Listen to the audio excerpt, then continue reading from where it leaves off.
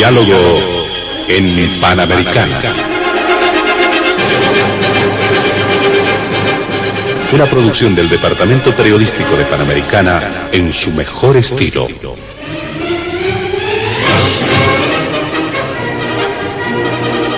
Entrevistas exclusivas sobre temas que crean expectativa general. Diálogo en Panamericana.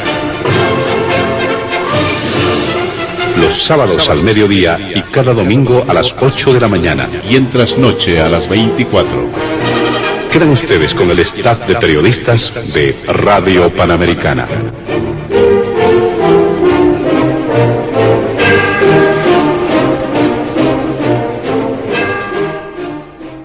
¿Cómo están, amigos de todo el país? Bienvenidos a Diálogo en Panamericana. Esta es la segunda semana que estamos retomando el ritmo y el programa presencial con nuestros invitados especiales de cada fin de semana. Y en esta jornada, en este fin de semana, vamos a realizar la consideración de distintos temas que marcan agenda noticiosa, al igual que ocurre en distintas ocasiones. ¿Qué pasa con la justicia en el país? Nuevamente está en polémica, nuevamente está en discusión cuál es el rol que tiene la justicia de manera real, tomando en cuenta el comportamiento que han demostrado, muchos dicen, los operadores de justicia en torno a distintos procesos que involucran a exautoridades. Hay además anuncios recientes de procesos judiciales contra las exautoridades del gobierno de la presidenta Yanine Áñez, y hay polémica precisamente sobre la forma en cómo se comporta el personal, cómo se comportan los operadores de justicia. Este es el primer punto de Diálogo en Panamericana. El segundo tiene que ver con el inicio real de las funciones de la Asamblea Legislativa Plurinacional, tomando en cuenta que ya se han asumido algunas decisiones, han concluido con conformar sus comisiones y comités, han emitido algunas declaraciones camarales que, dicho sea de paso, ha generado también cierto nivel de polémica, porque nuevamente se reposiciona el tema de los 2/3 y la forma, dicen, en cómo podría presentarse este trabajo en adelante. Y finalmente, el tercer punto, que tiene que ver con las elecciones subnacionales, cómo se va presentando el panorama, cuáles son las perspectivas de estos comicios a desarrollarse el 7 de marzo del año 2021. Nuestros invitados especiales de este fin de semana, que estarán abordando estos 3 puntos de la agenda de Diálogo en Panamericana, se encuentran en los estudios de la emisora don Jorge Richter como politólogo, también el doctor Carlos Alarcón como diputado nacional, y finalmente don Fabián Jaksic como ex diputado nacional, actual director de autonomías de la Gobernación de La Paz. Junto a ellos estaremos desarrollando la agenda de Diálogo en Panamericana. Antes de iniciar con las primeras consultas en el programa, vamos a solicitar a nuestros amables invitados del fin de semana evitar emitir cualquier criterio que sea considerado de racismo o discriminación en el marco de las normas vigentes en nuestro país. Vamos a solicitarle a don Jorge Richter pueda dar cuenta de este primer punto, que sin duda genera cierto nivel de preocupación, tomando en cuenta que moros y cristianos han mencionado que hay críticas sobre la forma en cómo se comportan los operadores de justicia. Muy buenas tardes, don Jorge Richter. Buenas tardes, José Luis. Un gusto compartir nuevamente este espacio en Panamericana, conversar, debatir, analizar un poco la situación que está viviendo el país. Por supuesto, también un cordial saludo para don Carlos Alarcón y para don Fabián Jaksic, con quienes tengo el placer de compartir el espacio. Ya en un par de ocasiones, José Luis, hemos podido conversar respecto de lo que ha significado el tema de la justicia, la judicialización de nuestra política acá en el espacio de Diálogo en Panamericana. Por supuesto, también hemos podido observar aquello que se decía en aquel momento, que la justicia, más allá de los procesos legales y de la conclusión de los mismos, en realidad, desde hace muchísimos años ya, es una instrumentalización a partir de la acción de los jueces como una herramienta de aplacamiento de lo que significa el accionar político o de anulación de lo que son ciertos liderazgos políticos o el adversario, a momentos ya en estas etapas, los enemigos políticos. Hoy en día el país también se encuentra en la instalación del nuevo gobierno, se encuentra en la disyuntiva de una trilogía que hay que resolver.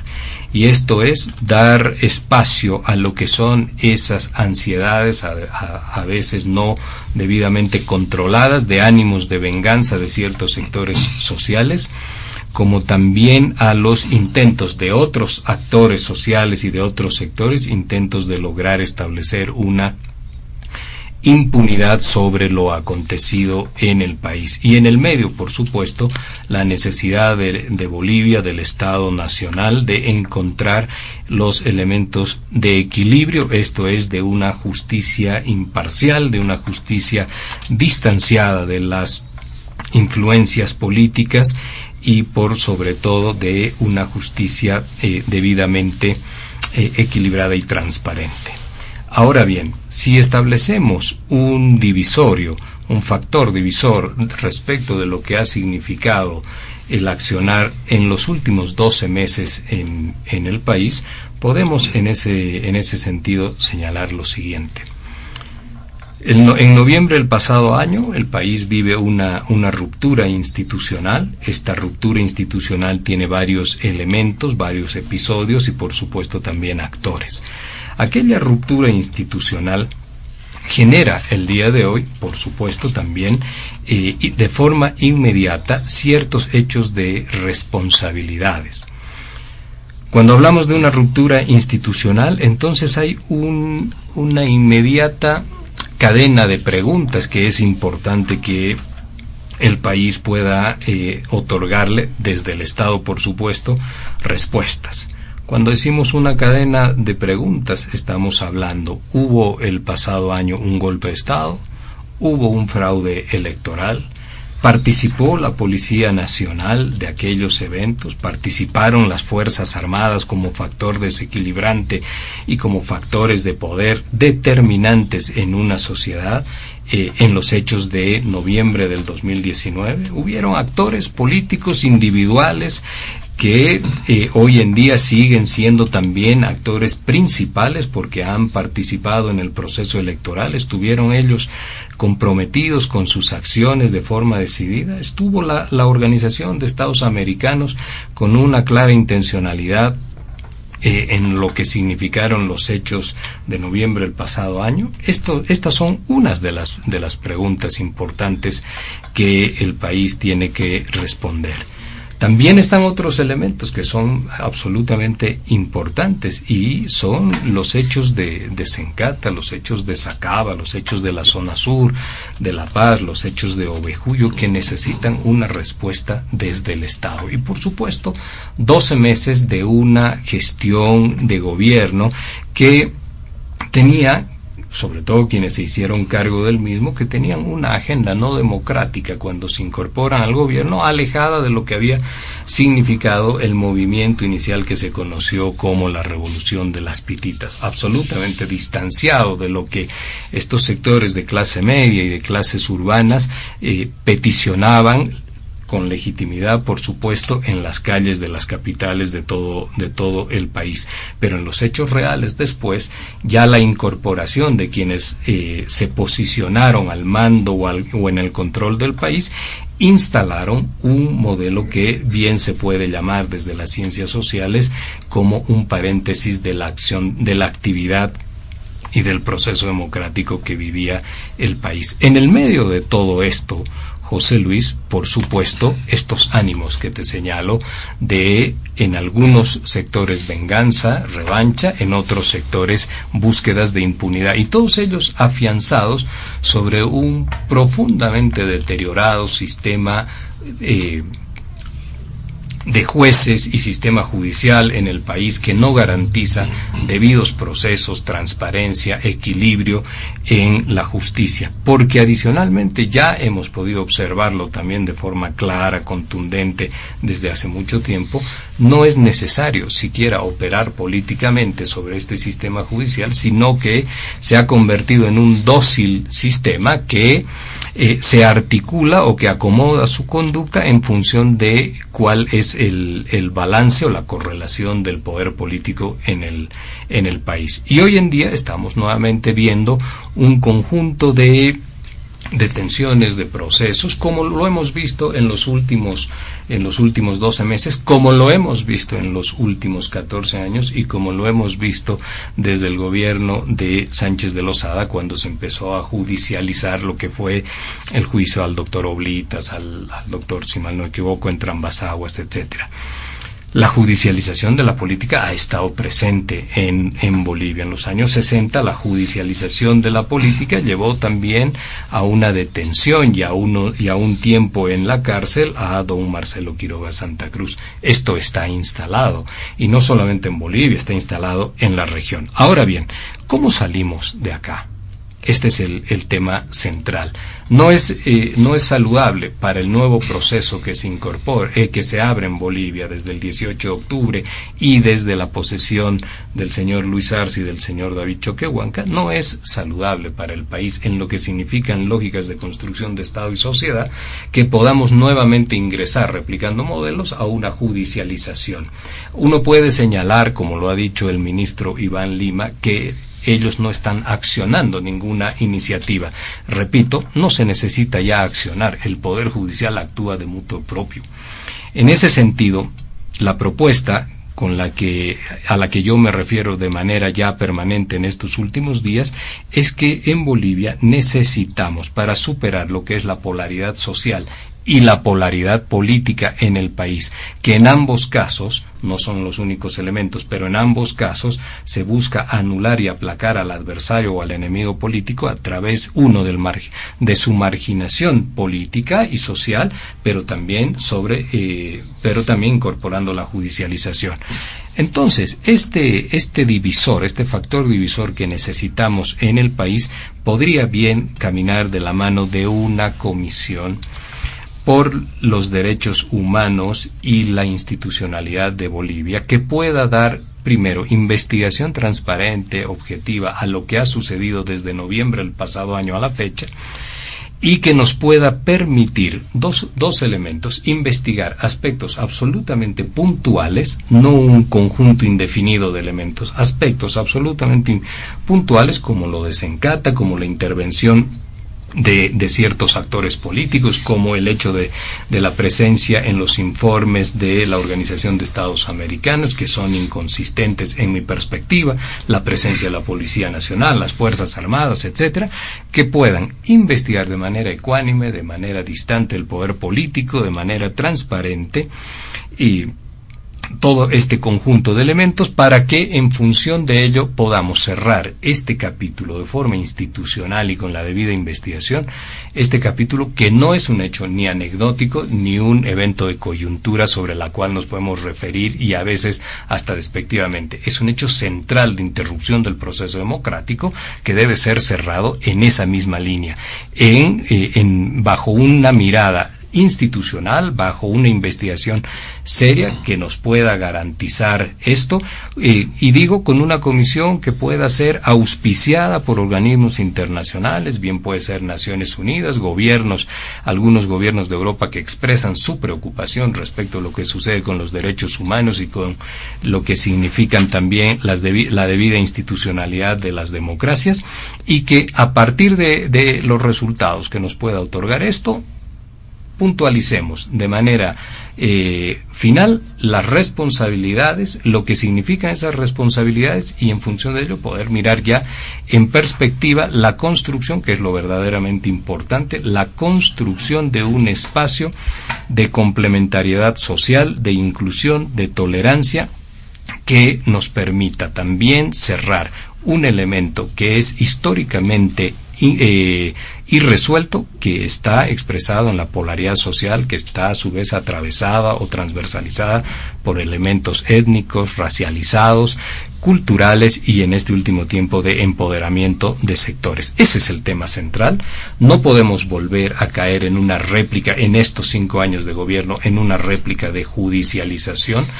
No es fácil confiar en lo que hace hoy la justicia y por lo tanto debemos encontrar este factor divisor, que bien puede ser a través de una comisión internacional auspiciada por organismos probos, por gobiernos que también acreditan lo mismo.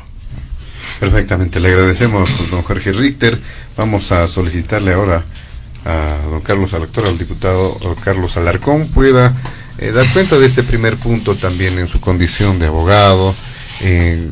No es la primera vez que se generan este tipo de reflexiones sobre la situación de la justicia y fundamentalmente, como decía don Jorge, ¿qué hacer?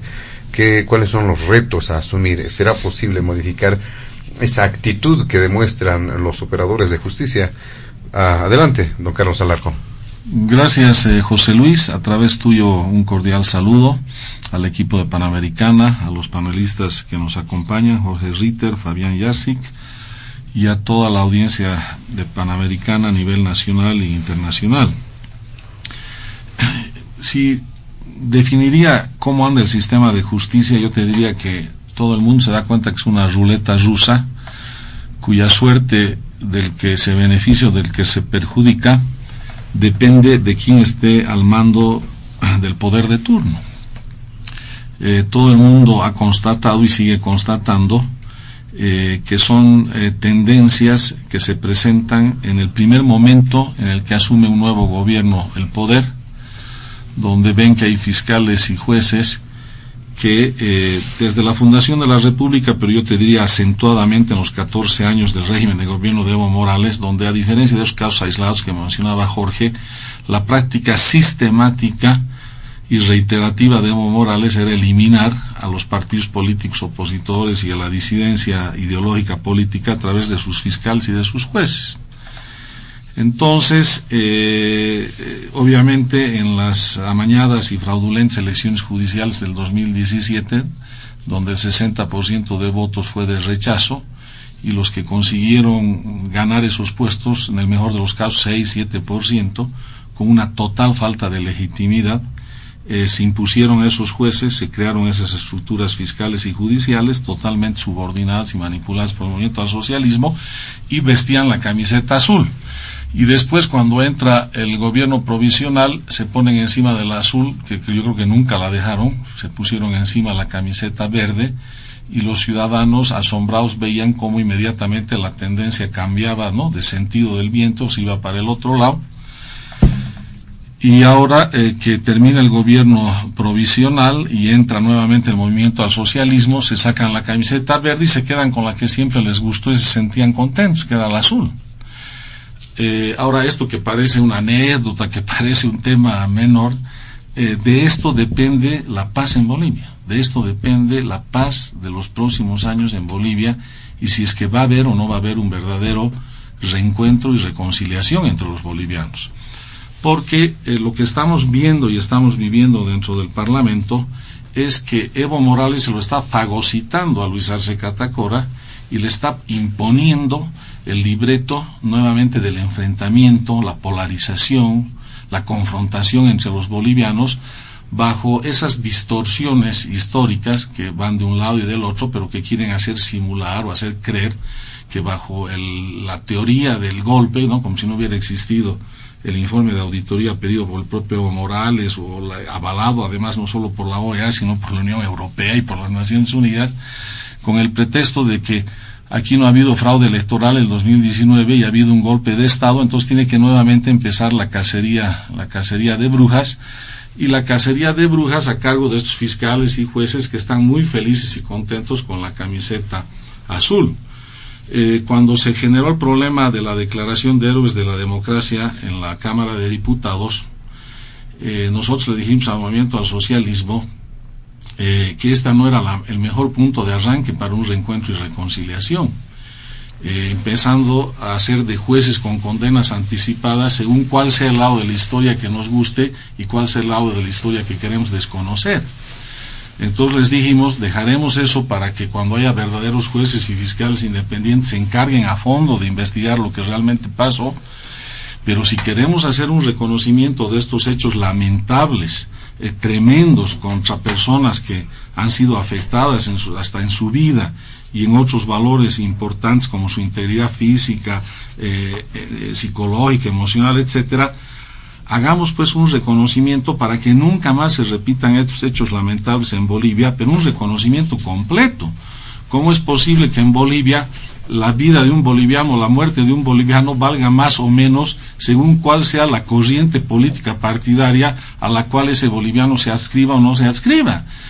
Solamente querían reconocer los fallecidos por los hechos de Sacaba y Sencata, y no querían reconocer los fallecidos, ¿no?, por los hechos de Montero, el fallecido en La Paz, Julio Llanos, no querían reconocer el tema de la emboscada al bus de Vila, el incendio de casas de Casimir Alema o Aldo Albarracín, también de la propia familia de Evo Morales en Cochabamba, del diputado Borda y su hermano. Es decir, si hablas de ese tipo de hechos, entonces tienes que tener pues la película completa, ¿no?, y no entrar con calificaciones de condenas anticipadas sin haber hecho una investigación verdaderamente independiente, imparcial, que no le corresponde a la Asamblea Legislativa. Entonces dijimos, si ampliamos el universo de lo que realmente deberemos reconocer, ¿y con qué objetivos reconocemos esto? No porque se trate de un acto de heroísmo, sino porque se trata de hechos lamentables, la pérdida de vidas humanas, que por supuesto no pueden quedar en la impunidad, sin excepción alguna. Todos esos hechos deberían ser adecuados y suficientemente investigados y castigados por fiscales y jueces independientes, no por una fiscalía y justicia selectiva como la que hemos vivido antes y estamos viviendo ahora. Entonces dijimos, sobre esa base damos más bien un empuje importante para el reencuentro y la reconciliación de los bolivianos. Afirmamos de que ninguno de estos hechos aceptamos que quede en la impunidad, que sí tienen que ser suficientemente investigados y cuando se determinen responsabilidades castigados, pero necesitamos para eso tener pues una transformación total de este sistema de justicia que, como lo dijo en época de campaña Carlos Mesa, está podrida hasta el tuétano esta justicia en Bolivia. ¿Y cómo queremos ahora, con simple maquillaje, con una especie de gatopardismo de que hago el que voy a cambiar algo para no cambiar nada, contentarme con cambiar a los jueces que están en los pies de la pirámide, ¿no?, hablando de carrera administrativa de los jueces, carrera judicial, cambiamos a los operadores de base y no tocamos a las cabezas, cuando el gran problema de la justicia en Bolivia está precisamente en las altas cúpulas judiciales y fiscales. Entonces la propuesta de Comunidad Ciudadana era, si queremos a fondo esta reconciliación y este reencuentro, primero veamos la película histórica completa, no solamente en la parte que nos conviene o no nos conviene. Segundo, aceptemos el principio de cero impunidad, pero con una investigación independiente, imparcial y no selectiva. Y tercero, que la única forma de lograr eso es cambiando a las cúpulas judiciales y fiscales. Porque lo que quiere hacer el movimiento al socialismo es hacernos creer que está cambiando algunos temas de la justicia, más bien para mantener a estos operadores selectivos, que son los que se quedarían hasta el año 2023. Y una comisión como la que dice Jorge puede ser importante, inclusive que venga la CIDH, la Amnistía Internacional, el Comité de Derechos Humanos de la ONU, pero van a ser elementos de juicio que no van a poder reemplazar el efecto decisorio de fiscales y de jueces, que son los que resuelven soberanamente el tema penal en Bolivia. Eso no lo podemos reemplazar por ninguna comisión. Entonces, ¿qué deberíamos hacer? El gran acuerdo nacional para primero cambiar y remover a todas estas cúpulas judiciales y fiscales. ¿Cómo hacemos esto? Con una reforma rápida, parcial a la Constitución, para que todo esto no tenga ni siquiera una observación de tinte jurídico, de tinte legal. Esta reforma debería incluir un nuevo mecanismo de designación, que no nos oponemos, sería interesante discutir, inclusive el que planteó el ministro de Justicia, hacer una especie de plebiscito ratificatorio en vez de sufragio universal para elegir, también con voto, pero para ratificar una plancha, ¿no?, de jueces, y probablemente ahí metemos también al fiscal general y a los departamentales. Pero lo más importante es que cualquiera sea el mecanismo nuevo que incorporemos en esta reforma, José Luis, tenemos que tener una alianza estratégica entre la sociedad civil y el Estado, sobre todo el gobierno y la Asamblea Legislativa. ¿Para qué? Para que la sociedad civil organizada, facultades de derecho, colegios de abogados, representantes de periodistas, empresarios, pueblos indígenas, de trabajadores, etcétera, instituciones de derechos humanos, tengan el sartén por el mango en la evaluación y calificación de mérito de las nuevas autoridades judiciales y fiscales, que es lo que no hemos podido hacer desde la fundación de la República hasta ahora. ¿Por qué no lo hemos podido hacer?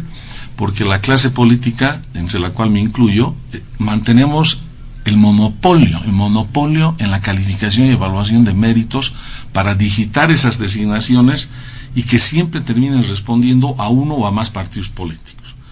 Entonces, si hacemos esta alianza estratégica y le damos el verdadero peso que debe tener a la sociedad civil, nadie se va a quejar de esas designaciones nuevas, y el que se queja es parte de ellas, ¿te das cuenta?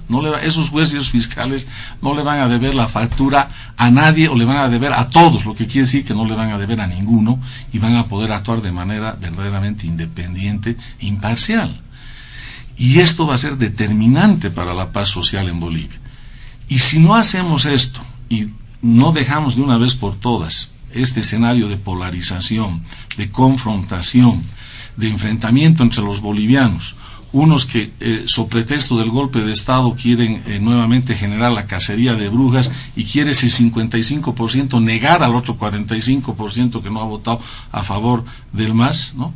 O a la inversa, del otro lado, nos seguimos negando y no reconocemos la otra realidad de ese 55%, esa polarización va a salir del ámbito de la Asamblea Legislativa, que ya lo vamos a ver en el segundo punto, que tiene algunas cosas buenas, pero hasta ahora probablemente las malas sigan siendo las mayores.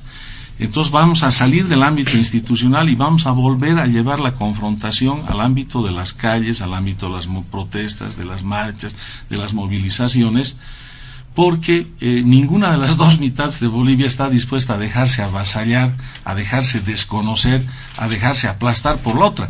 ¿Cómo es posible, José Luis, que le quieran hacer creer a esos millones de bolivianos que nos hemos manifestado contra el abuso y el autoritarismo del régimen de Evo Morales, que eran millones de bolivianos en toda Bolivia? Nunca viste cabildos en los 9 multitudinarios, en los 9 departamentos del país, y que todos esos ciudadanos que hemos estado ahí hemos sido manipulados por 300 cruceños que dizque el exministro Romero nos hubiera financiado. Hazme el favor. Yo estaba en el Cabildo de La Paz acá cuando era en la Costanera, y he estado con mis hijos, que nadie los obligó. Yo más dije por ahí, hasta peligro que ellos ya no son tan pequeños, pero dijeron, no papá, quiero decir, por convicción propia. Y he visto la gente que ha estado en los cabildos, y ni qué decir igual en Santa Cruz, en Tarija, en Potosí, en Chuquisaca, no puedes decir que era gente financiada por 300 cruceños. Realmente es un delirio ver la historia de esa manera. Y eso nos va a llevar a aumentar la convulsión, aumentar el enfrentamiento entre los bolivianos. Entonces, ese es lo que yo digo, la fagocitación de Luis Arce Catacora por Evo Morales. Evo Morales es el que está mandando en este momento en Bolivia, es el que está manejando los hilos y es el que nuevamente nos está llevando a una situación de convulsión, de enfrentamiento y de crisis social. Muy bien, le agradecemos al doctor Carlos Alarcón. ¿Qué nos tiene que decir, qué nos puede decir sobre este primer punto, don Fabián Yaxi, que desde su punto de vista, qué se podría hacer más allá de la descripción de lo que está ocurriendo con la justicia en nuestro país? Bueno, yo quiero empezar por saludar a los panelistas acá presentes, a los amigos de Panamericana, al señor Richter, a Carlos. Un gusto compartir con ustedes este panel de diálogo. Bueno, han empezado ambos con relatos, ¿no? Y creo que en el país, no solamente este año, fruto de los acontecimientos políticos, sino varios años ya, se van instalando relatos a interés de los actores principales, ¿no?, que le cuentan y nos cuentan a la sociedad civil y al conjunto del país lo que les interesa, ¿no? El señor Richter hacía preguntas. ¿Hubo golpe? ¿Hubo fraude? Yo podría meter más preguntas. ¿Hubo renuncia? ¿Hubo el referéndum del 21F? Por ahí nos hemos soñado y ha sido una pesadilla hubo muertos durante el gobierno del expresidente Evo Morales, él fugó, no fugó, es decir, hay cosas que se están empezando, se instalaron en el país como si fueran verdades, ¿no? De acuerdo a los intereses de quienes las formulan. Y claro, lo que a nuestro juicio hemos visto desde la sociedad civil, quienes no participamos ni de uno ni de otro bando, lo que sucedió parece mucho más sencillo que estos relatos que ocultan verdades, en algunos casos a medias, que resultan siendo mentiras. Hubo una sucesión constitucional, ¿no?, el año pasado, fruto de la renuncia del expresidente. Unos dirán fuga, se escapó, ¿no? Pero provocó una sucesión constitucional, así yo no encuentro dónde estuvo la interrupción del proceso democrático. Ahí podemos cuestionar, podemos intercambiar criterios sobre los relatos, pero lo que sucedió fue esa sucesión constitucional y una viveza criolla, ¿no?, de un grupo de poder que en las elecciones frustradas, ¿no?, fraudulentas del año pasado, resultó que obtuvo el 5% de respaldo ciudadano. Me refiero a los demócratas, que como esos goleadores medio raros que hay en el fútbol, se han encontrado con la pelota y han metido un gol, pero así les cayó de la nada, ¿no? Y claro, y resultaron ser gobierno, con cosas raras, ¿no?, negociaciones, que el MAS no quiso. Al final todos empezaron a renunciar, parece que no había quien se haga cargo del asunto, y era un vacío de poder brutal. Raro además, ¿no?, porque reuniones aquí, reuniones ¿no?, de todo índole, incluido el papá del quien sabemos, ¿no?, que seguramente pues ha estado ahí conspirando con unos, con otros, la gente del MAS que no sabía qué hacer frente al viaje y a la renuncia del presidente. Ocurre que se encontraron todos empezando a renunciar, parece que ahí o no calcularon bien o jugaron mal, y se encontraron este otro grupo con el poder.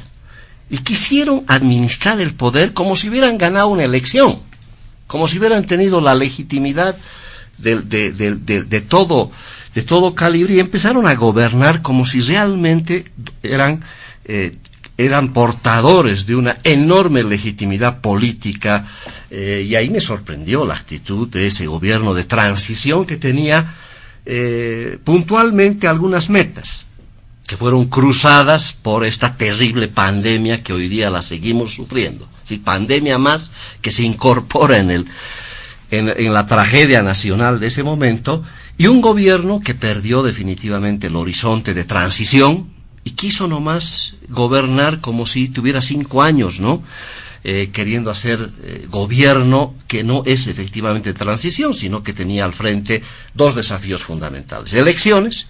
¿Se imaginan si hubiera habido elecciones en mayo, ¿no?, si no hubieran postergado? En mayo no habían tantos contagios, desde afuera veíamos la cosa, pero ¿por qué están postergando la elección, ¿no?, en mayo? Después al MAS se da cuenta de esto y empezó a presionar, ¿no?, ya no sigamos postergando porque ya se rearmaron, pero en mayo hubiera cambiado mucho las cosas si realmente hubiera habido elecciones. Una falta de visión política, porque se encontraron con la administración del Estado que ni en sueños iban a llegar a donde llegaron. Pero bueno, es otro cantar. Pero lo que me preocupa acá es los relatos que se empezaron a instalar, ¿no?, y en algún caso exitosos de parte del MAS. Realmente le han hecho creer a todo el mundo que aquí ha habido golpe de Estado. Y quienes hemos sufrido los golpes de Estado y hemos combatido a los golpes de Estado, sabemos que es un golpe de Estado, y no se pueden hacer la burla en ese relato de la comunidad así de la manera más alegre. Además, analistas, políticos, los que estuvieron en su momento. Y claro, ¿cómo pensar que ha habido golpe de Estado si tienes ahí un Congreso que empezó a funcionar como tiene que funcionar, en una transición también bien complicada? Y claro, tienes la actitud quizá de algunos oficiales, policías, que seguramente pues han tenido cierto protagonismo medio raro también. Ha sido una coyuntura muy difícil, ¿no? Pero bueno, hay relatos que se han instalado que hay que despejarlos. Yo creo que en el sinceramiento que tenemos que tener los intelectuales, los políticos, tenemos que relatar las cosas como son y no llegar a este cinismo de que finalmente el relato que se impone es de los dominantes, es de los ganadores, dicen algunos, ¿no? Ese es el relato que se va a imponer finalmente, y eso es penoso porque se empiezan a construir historias oficiales que no condicen con la realidad. Un primer aspecto que creo que hay que irlo despejando, ¿no? Con la mayor sinceridad posible, sin apasionamientos de ninguna naturaleza, relatos que además hay que ponerlos desde más atrás, ¿no? Hoy todo se quiere investigar del último año, siempre se quiere investigar solo lo que ha sucedido ayer, pero veamos qué pasó 15 años también, de muertes raras, de muertes muy complicadas. Un boliviano que muere amerita una preocupación estatal. No podemos seguir siendo insensibles a la muerte, ¿no? Como si nada, ahí la gente muere, se sacrifica, y eso no es posible ya que sigamos tolerando todos los bolivianos. La muerte de un boliviano debería ameritar investigación exhaustiva de parte del Estado. En el tema de la justicia, yo traigo acá, y voy a leerlo literalmente, lo que dijo el flamante ministro de Justicia, el señor Iván Lima. Si no tenemos la independencia judicial, no vamos a lograr nada, dice el ministro. No es bueno que la camiseta de los jueces pase de azul a verde y luego nuevamente azul, porque eso daña, destruye la credibilidad de la justicia. Eso nos dice el ministro. Yo no sé si es en un cinismo característico de algunas autoridades del MAS, o es un sincerote que puede terminar su corto periodo quizá con esa sinceridad. El señor Lima, cuando habla, parecería que estuviera en otro país también, porque habla cosas interesantes, parece bien intencionado el hombre, pero está claro que esto lo que dice es así, ¿no?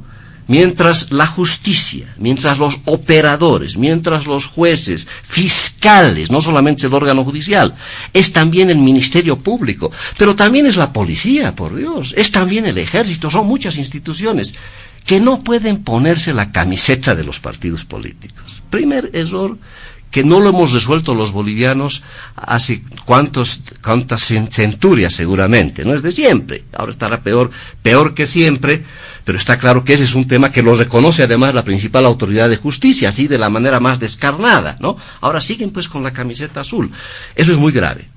Frente a eso, ¿qué tenemos que hacer? El MAS se equivocó, y ahí el relato también, que un poco el MAS se hace el desentendido de todo esto, son los que impusieron esta elección democrática, impusieron la selección que no se resolvió así en la Asamblea Constituyente, la preselección finalmente en la instancia legislativa, y eligieron como eligieron pues a estos magistrados, lo dijo la comunidad en su momento, 2 elecciones judiciales fracasadas, y hoy día tenemos magistrados, sin duda, los reconoce el propio ministro de Justicia. Entonces, ¿cómo podemos seguir con esos magistrados? ¿Cuál es hacia adelante ya lo que tenemos que encarar? Yo no veo otro camino que no sea una reforma parcial de la Constitución. Y hay que entrarle de una vez al diente, por Dios, ya es hora. Frente a todo el reconocimiento, el ministro de Justicia reconoce que tienen camiseta azul, los magistrados, los jueces y demás. No es posible una comisión, no sé, mencionó la comisión el ministro Lima, está planteando una comisión de notables, de constitucionalistas, no sé qué cosa van a resolver. Aquí hay que encarar seriamente un gran pacto, sí, evidentemente, que vayamos encaminados a una reforma parcial. No es posible pensar en una constituyente. Una reforma parcial, la Constitución nos dice que sí es posible, pero se requiere algo que es fundamental. 2/3.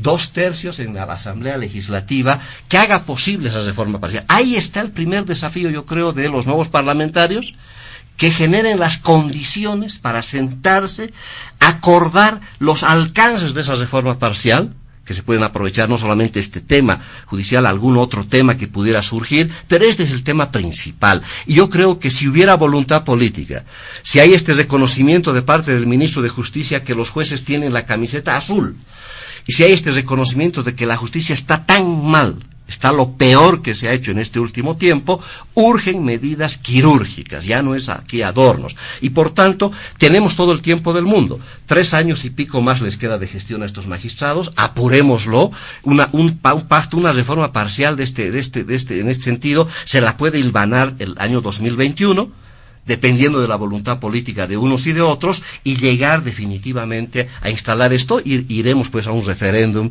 constitucional para aprobar de una vez, y lo podemos hacer en un par de años. ¿Qué hacemos en el interín con estos que tienen la camiseta azul? Ese es un tema que también lo puede resolver el Congreso. Tendrá que verse la posibilidad de suspender el mandato, acortar el mandato, elegir esa comisión de notables, por ahí puede elegir transitoriamente un mecanismo de selección, pero todas esas cosas son medio anárquicas, ¿no? Yo creo que aquí hay que ir al fondo, y al fondo es una necesidad imprescindible de una reforma parcial para corregir la manera como se seleccionan, cómo finalmente se eligen a los magistrados, a las cabezas del órgano judicial, y resolver también otros aspectos que en la Constitución nos hemos equivocado, pues quienes redactaron en la Asamblea Constituyente se equivocaron, quienes finalmente hicieron un pacto en el Congreso se equivocaron también, y creo que es momento de corregirlo, porque si no tendremos otros 5 años de perder el tiempo y definitivamente seguir sometidos a una justicia que tiene una camiseta partidaria, y eso es lo terrible. Muy bien, vamos a solicitar a nuestros invitados especiales de este fin de semana hacer una nueva ronda sobre este mismo primer punto, pero muy breve, simplemente para establecer algunas puntualizaciones, seguramente algunos apuntes que se han podido establecer en función de las intervenciones de todos los invitados. Don Jorge Richter, por favor. Los hechos de noviembre del pasado año, José Luis, tienen tal magnitud que evidentemente su brevedad no es lo más prudente cuando uno se refiere a ellos. Pero yo quiero señalar algo de manera clara.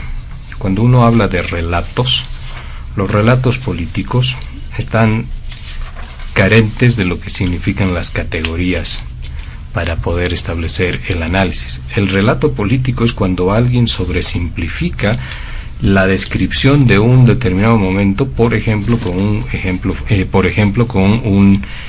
una relación futbolística. Lo que sucedió en noviembre del año pasado también está estudiado, analizado, considerado desde las diferentes categorías que desarrollan las ciencias sociales. Lo que ha sucedido en noviembre del pasado año se inscribe dentro de las teorías del neogolpismo. El neogolpismo no tiene las formas tradicionales de lo que significaban las viejas dictaduras y tampoco las viejas formas de tomar el poder con militares que se acuartelaban primero, segundo que tomaban la plaza, ese centro del poder hispánico que hemos heredado, las plazas para tomar el poder, y con militares y cientos de militares armados y cientos de detenidos en las cárceles, y un Congreso finalmente cerrado. Ese es el viejo concepto del golpismo. Las nuevas formas son distintas, son eventos sucesivos, son eventos que se van instalando en el tiempo, primero generadores de la indignación colectiva. Para eso se requieren los argumentos. El argumento fue el tema del fraude. Por supuesto que hoy día se tiene que señalar y decir, pero solamente de carácter referencial, de que existió un fraude, porque el informe de la Organización de Estados Americanos es absolutamente inconsistente en lo que significó el cambio de tendencia, en lo que significó el TREP. El TREP era un sistema que no era vinculante, pero que además no tenía tecnológicamente conexión con lo que significaba el sistema de cómputo final, que era un sistema distinto, uno administrado privadamente, el otro administrado por el Tribunal Supremo Electoral, y podríamos, si quieren, en este mismo momento hablar y desglosar lo que significa el fraude, porque una cosa es la referencia, y eso evidentemente sí es un relato, pero otra cosa es la argumentación sobre lo que ha sucedido en aquel momento. Este es un tema. Lo otro, no se reduce los hechos de noviembre a la renuncia al presidente. Diga, entonces veamos por qué renuncia ese presidente.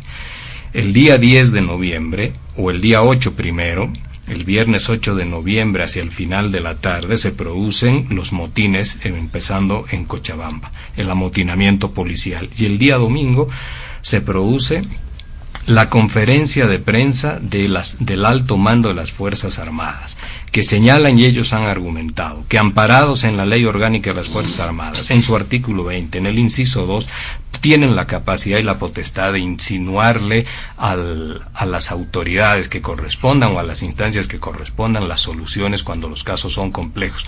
Pero no dice ese artículo que esto se hace a través de una conferencia de prensa, porque una conferencia de prensa tiene claramente una sustantiva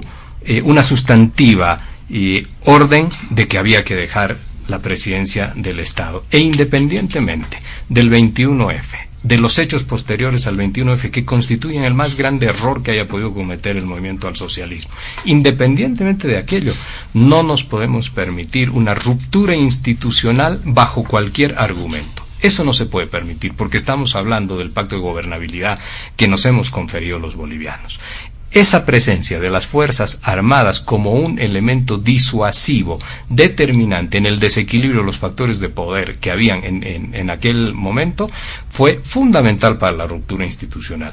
Desde la perspectiva de la teoría politológica y social, esto está anotado y está dicho, pero desde la opinión de muchas otras instancias, de políticos, de analistas, etcétera, no solo en Bolivia, sino en la región y en el mundo entero, como el señor Castells, como el mismo señor Mujica, pero también de profesores como Huntington y otros, se señala claramente que la presencia directa o indirecta de las Fuerzas Armadas, insinuando o en acción directa, establecen un desequilibrio en el afán de cambiar la titularidad del Poder Ejecutivo. Y esto pues confecciona un golpe de Estado. Y esto es lo que hemos vivido en el país. Ahora, ¿nos ofende o lo que nos ofende es admitir que nos pasó a los bolivianos? Si nos pasó, pues lo tenemos que resolver, lo tenemos que cerrar, y concuerdo en algo con Carlos Alarcón.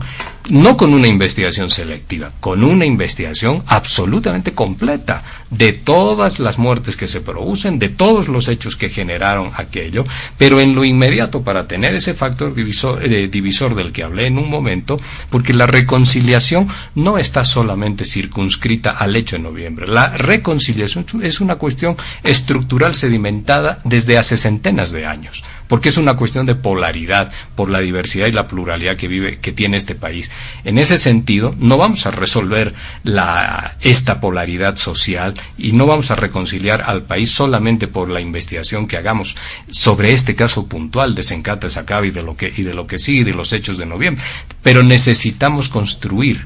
Y para poder construir este encuentro, que debe ser inclusivo y con complementariedad social, necesitamos algo, que es cerrar el tema de noviembre del pasado año. Y ahí los factores están claros. Si ustedes quieren, discutimos lo del fraude y también los elementos categorizacionales que conforman lo que significa un golpe de Estado.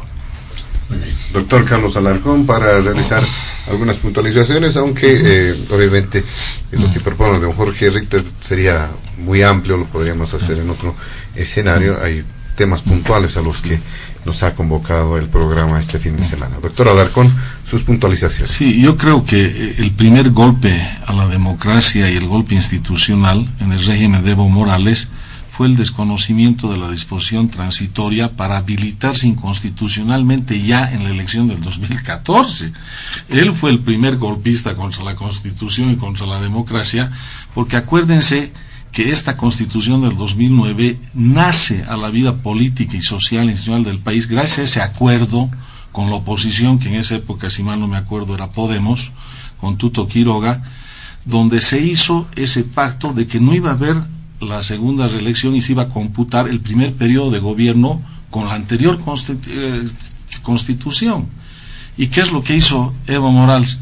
Dio el golpe a la democracia y a la constitución con su tribunal constitucional, que es el mismo que sigue actuando ahora, que les valió un pepino el voto del pueblo el 2009, donde se aprobó casi con mayoría ese texto constitucional, si mal no me acuerdo, más del 54%, y se mofaron en el voto del pueblo con tal de hacerlo reelegir, porque el señor quería quedarse eternamente en el poder. Ese era su único anhelo y objetivo, y para eso tenía sus jueces sumisos y dóciles en el Tribunal Constitucional. Y después vino el segundo golpe a la democracia y a la institucionalidad cuando se mofó del referéndum del año 2016, cuando no respetó por segunda vez el voto soberano del pueblo. Y ya la tercera vez que no quiso reconocer el voto de la elección del año pasado, entonces ya era pues sobredosis, obviamente, que los ciudadanos iban a protestar, se iban a rebelar, iban a salir a las calles, y no porque hubiera habido un militar o un policía escondido que les esté susurrando en el oído: a ver, ciudadanos, levántense y vayan a protestar contra semejante barbaridad. Era obvio que iba a generar una repulsa, una insurgencia, una sublevación popular que lo terminó despidiendo a la mala del poder. Es lo que ha ocurrido. Ahora, o nos quedamos empantanados en estas dos visiones contrapuestas de la historia, o las vamos a superar. Ese es el gran desafío para el reencuentro y la reconciliación en este momento. Y la forma de resolver ese desafío tiene esos dos mensajes claros. Primero, todo hecho que amerite una investigación penal, sin excepción y exclusión alguna, debe ser independiente, imparcialmente investigado y sancionado, y no de manera selectiva. Primera premisa. Y todo hecho, no importa cuál haya sido el fallecido, en qué lugar, por qué razón, por qué motivo, etc. Y segundo, tenemos que cambiar de raíz a los jueces y a los fiscales que son operadores del movimiento al socialismo, y durante un año fueron operadores del gobierno de Áñez, porque hicieron creer que se cambiaron de la camiseta azul a la camiseta verde. Y esto no es un tema futbolístico, es un ejemplo claro para que, además, el ciudadano lo tiene más claro que nosotros. Se da cuenta que esta es una fiscalía y justicia selectiva. Y coincido plenamente con la posición de Fabián, y yo soy todavía más optimista en el método, no en la voluntad política. Si hubiera la voluntad política, hacer una reforma constitucional para despachar a estos operadores fiscales y judiciales y designar a los verdaderamente independientes y confiables, lo puedes hacer rápidamente, porque no es una gran reforma a nivel técnico jurídico, y hasta se podría consultar a la Corte Electoral si se puede habilitar, como llamaban alguna vez los hondureños, la cuarta urna, para aprovechar las subnacionales y ahí meter la pregunta: ¿está de acuerdo usted con la reforma a la Constitución? Si no, y si no se puede, porque el Tribunal Supremo Electoral dice que no es posible mezclar esos procesos, podemos tomarnos, digamos, 5 meses más del próximo año, después de marzo, para tratar de definir en las urnas esa reforma constitucional, cambiando la forma de designar a los jueces. Pero lo más importante de esa reforma no es eso, lo más importante es que eso nos permite sacar a estos operadores fiscales y judiciales, que son los que si no se van a quedar hasta el año 2023, y que se van a convertir en la nueva guillotina fiscal y judicial. ¿Para qué? Para contentar a Evo Morales, para restablecer su imagen de que él ha sido una víctima en realidad del golpe, que nunca hubo fraude, y todo este sistema de guillotina fiscal y judicial nuevamente a su servicio, generando polarización, generando convulsión, generando realmente una situación donde a la vuelta de la esquina, en lugar de estar en la paz social, vamos a estar nuevamente en la guerra social. Y el dilema es para Arce Catacora, que lamentablemente está dando las señales nuevamente en el mismo sentido, en la misma dirección. Tal vez, probablemente, el vicepresidente tenga en eso una mayor inclinación de definir nuevamente si va a tener un rol como lo tuvo Mandela. ¿Va a ser un nuevo Mandela boliviano que nunca quiso ser Evo Morales? ¿O van a volver a la lógica no de Mandela, sino a la lógica de seguir enfrentando, seguir polarizando y seguir convulsionando a los bolivianos? El tema de fondo es que la mayoría, que no es tan mayoría, y la minoría, que no es tan minoría, que prácticamente son dos mitades de Bolivia, una quiere aplastar y desconocer a la otra. En una época de crisis multidimensional, de salud, de economía, que si hacemos esa apuesta, lo vamos a llevar al desastre al país. Entonces, los que primero tienen que reflexionar a fondo sobre eso son los actuales gobernantes, en este específico contexto de crisis de salud y de crisis económica. Y si apuestan a ser Mandela, bueno, pues vamos adelante, como dice Fabián. En la Asamblea hay unanimidad, habría, en este cambio judicial, porque tendrías el MAS, tendrías Comunidad Ciudadana y tendrías Creemos. Si realmente es a fondo el cambio a la justicia, nadie se va a oponer, y la sociedad civil igual va a aceptar y va a apoyar. Pero la pelota está en cancha del gobierno. Entonces el gobierno tendrá que dar la respuesta al país. Muy bien, para finalizar estas puntualizaciones y este primer punto, don Fabián Jaxi. Sí, bueno, hay neoliberalismo. Seguramente puede haber neogolpismo, pero también hay neorelatos, ¿no? Y claro, que están en el mismo horizonte, ¿no? me acuerdo muy bien que el presidente Evo Morales invitó al señor Almagro a que haga auditoría, que venga, y cuando viene este caballero, la OEA, y le dice que hay indicios de fraude y que esto está mal, ocurre que al invitado ya lo desconoce después de un tiempo.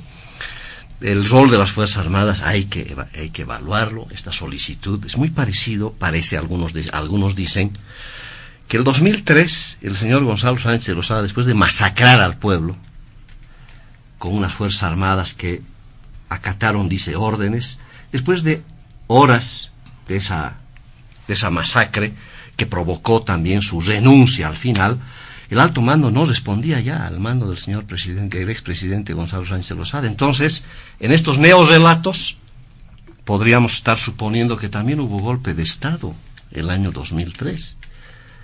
Y eso sería muy peligroso. Eso sería realmente no reconocer la insurrección popular que hubo el 2003 y que permitió finalmente la salida de este caballero que tiene que todavía rendirle cuentas al país por esa masacre y por su gobierno. Lo mismo el año pasado, es decir, se está ignorando que ha habido una revuelta popular, urbana, que parece que a unos no les gusta que sea urbana, porque parece que solo puede haber revueltas populares cuando las hace un grupo político, el otro no. Yo realmente, inclusive, cuando en las calles, en mi ciudad y en muchas calles, aparecían los líderes políticos queriendo conducir, la gente los votaba, porque era realmente una movida ciudadana. Ahora, que otros se aprovecharon para meter el gol, porque se encontraron con la pelota, bueno, es otro cuento que habrá que también, pues, relatarlo como realmente sucedió. Recordemos que también la COP le pidió su renuncia al presidente, ¿no? Su COP, no es la COP de independencia, su COP del presidente Evo Morales le dijo, mejor renuncia nomás, porque la has fregado. Y lo del 21F, otra vez los neorrelatos, ¿no? El 21F no fue pues un error, el error más grande del presidente, fue un atentado a la democracia. Había que procesarlo al expresidente Evo Morales por ese atrevimiento de haber hecho la ruptura democrática más grosera. Y nadie dijo nada, porque se impusieron los neorrelatos. Todo el mundo lo toleró al final, se hizo la burla nomás del 21F, y no se puede solamente decir, fue un error. No, pues aquí hay realmente si hubo una ruptura institucional y democrática, fue esa, la del 21F, que fue además grosera, ¿no? ¿Quién es responsable de habernos gastado 200 millones y más de bolivianos en un ejercicio democrático que él mismo lo convoca y después se hace la burla y dice que no? Mínimamente me ameritaría un proceso para que responda por esos 200 millones de bolivianos que se botaron al tacho de la basura. Pero, como en el país hay los neorrelatos o los relatos que a la gente le interesa, para obviamente evitar las responsabilidades. Hay muchas cosas que hay que hacer, hay que procesar en su momento. Si estas cosas se hubieran corregido en su momento, hubiéramos evitado estas muertes que han sucedido penosas el año pasado también, en noviembre, y muchas otras a lo largo de nuestra historia, que lamentablemente sigue cobrando vidas. Y esto es lo que también nos tiene que preocupar, porque estas cosas lamentablemente vienen acompañadas pues con dolor de nuestras familias. Y eso sí, estamos todos de acuerdo mínimamente que hay un consenso, tienen que ser investigadas de la manera más independiente posible, porque no es posible tolerar la muerte de ningún boliviano, sea de donde sea, o sea del bando del que sea. Muy bien, de esta forma, amigos, vamos a pasar al segundo punto de diálogo en Panamericana. Este segundo punto tiene que ver con algo que ya se ha mencionado de pasada en este primer punto, que tiene que ver con el trabajo de la Asamblea Legislativa Plurinacional. Ya durante los pasados días se ha evidenciado de cierta manera el funcionamiento o la forma en cómo se va a presentar el trabajo y la labor de los legisladores, porque definitivamente los pasados días ya han empezado a trabajar de manera efectiva, si se quiere, han concluido ya con la conformación de sus comisiones y comités, y definitivamente tienen que abordar todos los retos que le son de competencia, ¿no es cierto?, al legislativo. Y seguramente hay varios temas que abordarlos rápidamente. Vamos a empezar también con usted, don Jorge Richter, sobre este tema, tomando en cuenta además de que hay polémica aún por ese tema de los 2/3 en la Asamblea Legislativa Plurinacional. Gracias, José Luis. siempre es bueno decir que hay algunas categorías en las ciencias sociales que existen y otras que se las inventan. Pero el término neorrelato no es una categoría de la ciencia política, por supuesto. Eso es solamente una argumentación subjetiva y personal, pero que tiene corto alcance. Las explicaciones vienen cuando uno utiliza las categorías que permiten las ciencias sociales, la ciencia política, para poder conocer lo que son los eventos. Y las Fuerzas Armadas son uno de los factores de poder que están señalados en las ciencias sociales. Se estudia esto desde hace muchísimo tiempo.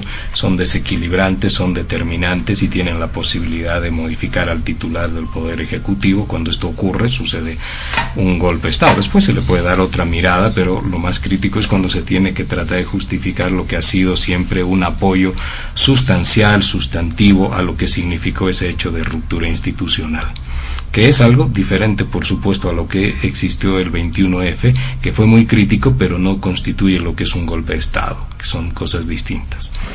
Entrando en el tema que nos convoca, el país el 18 de octubre, José Luis votó, tenía ante sí dos formas de poder encontrar gobernabilidad y estabilidad social, con dos modelos políticos distintos que ofrecían opciones para esto.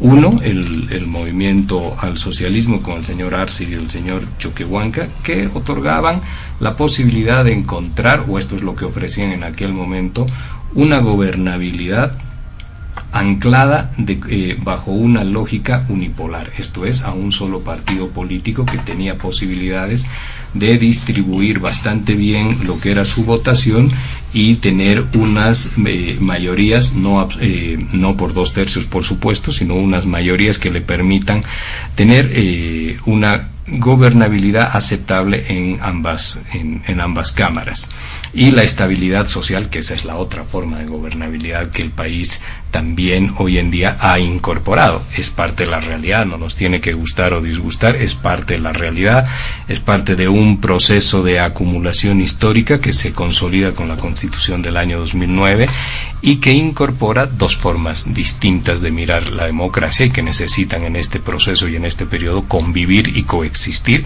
y para ello también quienes están en el poder deben trabajar. Esta estabilidad social se encuentra en las calles, bajo ejercicios diferentes de lo que significa el hacer ciudadanía.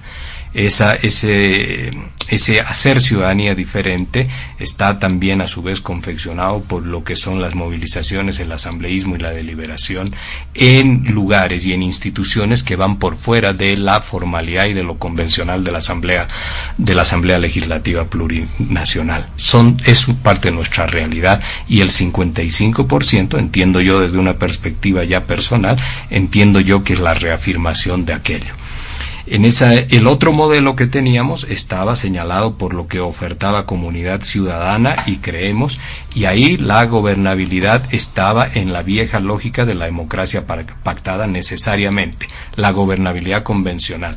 La otra gobernabilidad, la de las calles, la del ejercicio de la ciudadanía a través de las movilizaciones, era un punto de mayor conflicto, más para Comunidad Ciudadana, pero también para Creemos, haciendo la excepción de que Creemos ha logrado ya entrar en lo que significan también las lógicas de la movilización popular. Esa expresión de Creemos es un nuevo populismo de derecha, pero que también se moviliza a partir de su presencia en las calles y de una amplia base territorial que no la confiere una estructura partidaria, pero sí las instituciones que apoyan, como por ejemplo el Comité Cívico Pro Santa Cruz. Finalmente el país ha decantado por uno de estos modelos, el modelo unipolar de gobernabilidad. Y ahí tenemos que ver en el rol de la Asamblea Legislativa Plurinacional. Su función será, por supuesto, acompañar, pero básicamente, estimo, debe hacerlo, o sugiero mejor dicho, debe hacerlo bajo esquemas dialógicos, propositivos, de poder construir y confeccionar políticas que puedan ser consensuadas y aprobadas. Por ejemplo, este tema de la necesaria, urgente y angustiosa reforma del Poder Judicial que este país necesita. En esa perspectiva hay que señalar puntualmente sobre la cuestión de los 2/3. Uno puede observar la oportunidad en la que fue aprobado esto, aprobada por la mayoría de 2/3 de la Asamblea Legislativa anterior. Lo sensible y lo sustancial se mantiene en la Constitución Política del Estado. Por ejemplo, el artículo 411 de reforma parcial de la Constitución Política del Estado, que es por 2/3, se mantiene en esos 2/3. Esto hay que dialogarlo, esto hay que consensuarlo si es que se quiere llevar adelante, como también un juicio de responsabilidades, que es un tema muy sensible, y algunos otros elementos como la ley de autonomías o los nombramientos del Contralor, del Defensor del Pueblo, etcétera, se tienen que consensuar allá adentro. Sin lugar a dudas que esta modificación de lo que significan los reglamentos de la asamblea, de ambas cámaras, y el haber retirado el tema de los 2/3 está haciendo un efecto sobre la mecánica y el funcionamiento diario de ambas cámaras. Y eso uno puede decir, es peligroso, es sustancial, cuanto menos es incómodo, cuanto menos, por decirlo, es incómodo para quienes se encuentran en la oposición. Pero también hay que señalar que, por ejemplo, en el año 1987, el Movimiento Nacionalista Revolucionario, Acción Democrática Nacionalista, el Movimiento de la Izquierda Revolucionaria, modificaron también la argumentación nominal del voto, que era extendida ilimitadamente en el tiempo, para sujetarla, si mal no recuerdo, a 3 minutos de argumentación. Fue un cercenamiento de la libertad de expresión inextenso que había en aquel momento. Pero estuvo realizada, si se quiere pensar y entender bien, estuvo realizado para fines de funcionamiento ágil de lo que significaba aquel momento.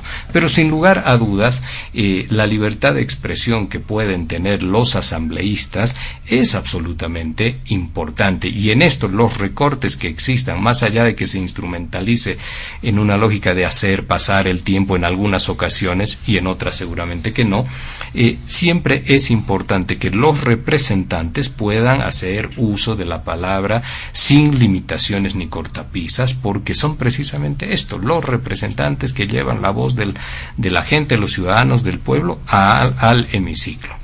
Y he escuchado al señor Andrónico Rodríguez decir que si esto es necesario volverlo a discutir y a debatir, etcétera, están abiertos. Esperemos que estén abiertos. Sería importante también que puedan construir una institucionalidad en lo que significa la mecánica diaria afincada en el respeto de la utilización, uno, de la voz, de las propuestas de los otros partidos.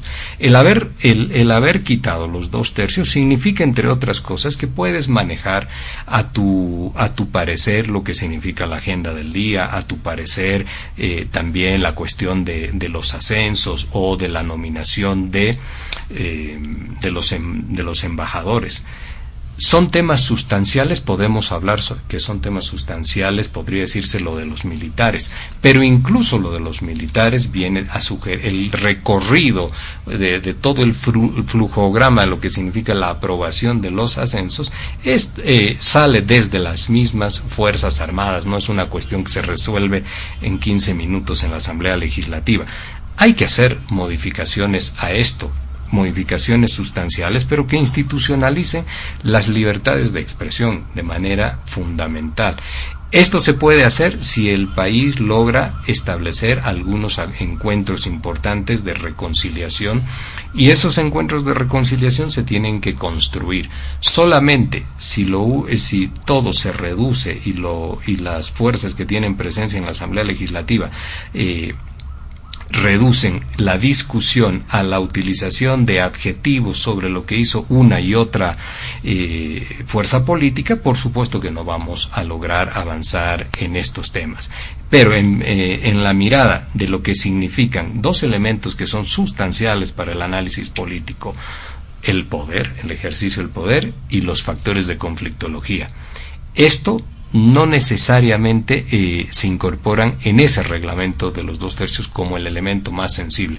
Hay otros puntos en el país que son todavía mucho más sensibles y que se tienen que resolver en el marco de lo que significa una legitimidad de 55%.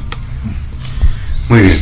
Vamos con usted, doctor Carlos Alarcón, en este segundo punto respecto al funcionamiento del legislativo. Además, sus impresiones por ser parte de la Cámara de Diputados, un legislador que ha ingresado precisamente como parte de todo este grupo nuevo que se hace cargo de la conducción, o por lo menos del funcionamiento de la Asamblea Legislativa Plurinacional. Gracias, José Luis. Yo rescataría el mensaje del vicepresidente, donde él señalaba y decía: en la Asamblea Legislativa y en el país en su conjunto debemos aprender a conocernos, ¿no? Y yo te diría, más que conocernos, a reconocernos como iguales y como que todos tenemos los mismos derechos para participar en la vida política, social y económica del país. Y debemos aprender a entendernos, ¿no? Ese es el espíritu, ese sería el espíritu correcto, el espíritu adecuado, mucho más en estas épocas donde nuevamente está volviendo a Bolivia la extrema polarización, confrontación entre bolivianos. Pero lamentablemente, en lugar de seguir hacia esas señales que da el propio vicepresidente, lo que estamos viviendo en el día a día de la Asamblea, desde la nefasta herencia que nos han dejado los antecesores legisladores del MAS, ese presente griego de los 2/3, hasta ahora vivimos lo contrario. El tema este de los 2/3, para ejemplificarlo, es gravísimo. Eso es un atentado bestial contra la democracia y la Constitución, porque, por darte un solo ejemplo, una de las modificaciones de los 2/3 dice que el movimiento al socialismo, con su sola mayoría, en el reglamento anterior se necesitaba 2/3, puede eximirse del cumplimiento de todos y de cada uno de los artículos del reglamento. O sea, el reglamento desapareció, señores, ya no existe en Bolivia. ¿Y para qué sirve el reglamento de una Cámara de Diputados o de Senadores? Son las reglas de juego obligatorias para que pueda haber un debate fructífero entre oficialismo y oposición. Es decir, con estas modificaciones el movimiento al socialismo lo puede hacer, deshacer y rehacer cuantas veces le venga en gana y por las razones que le venga en gana el reglamento tanto de la Cámara de Senadores y Diputados. Entonces, ¿de qué reglamento estamos hablando?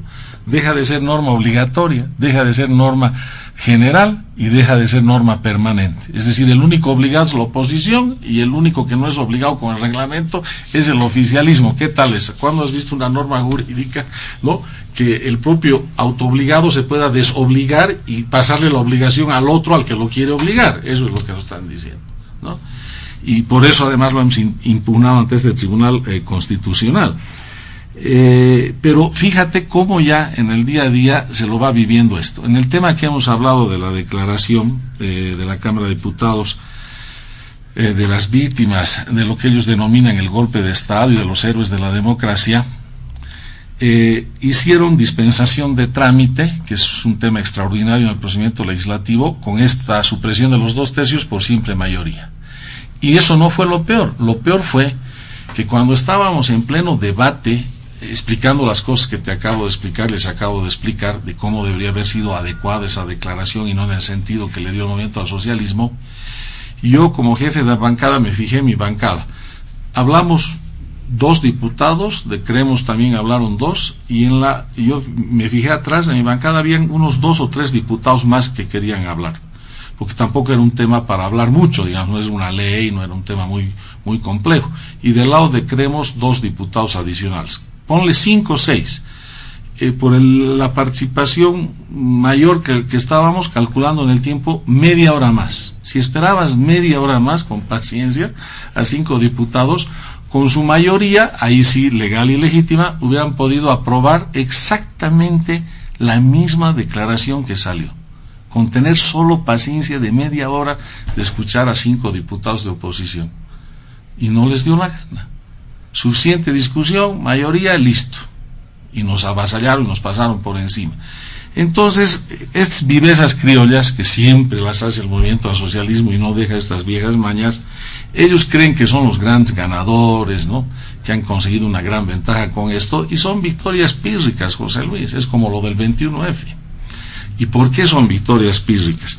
Porque esta Asamblea Legislativa, como en el 21F, a nivel del gobierno de Evo Morales, nace con ese estigma, nace ya con esta marca indeleble, además heredada por legisladores del MAS que aprovecharon sus últimos momentos de legisladores el mismo día que a nosotros nos estaban dando las credenciales como nuevos legisladores. Imagínate esa barbaridad.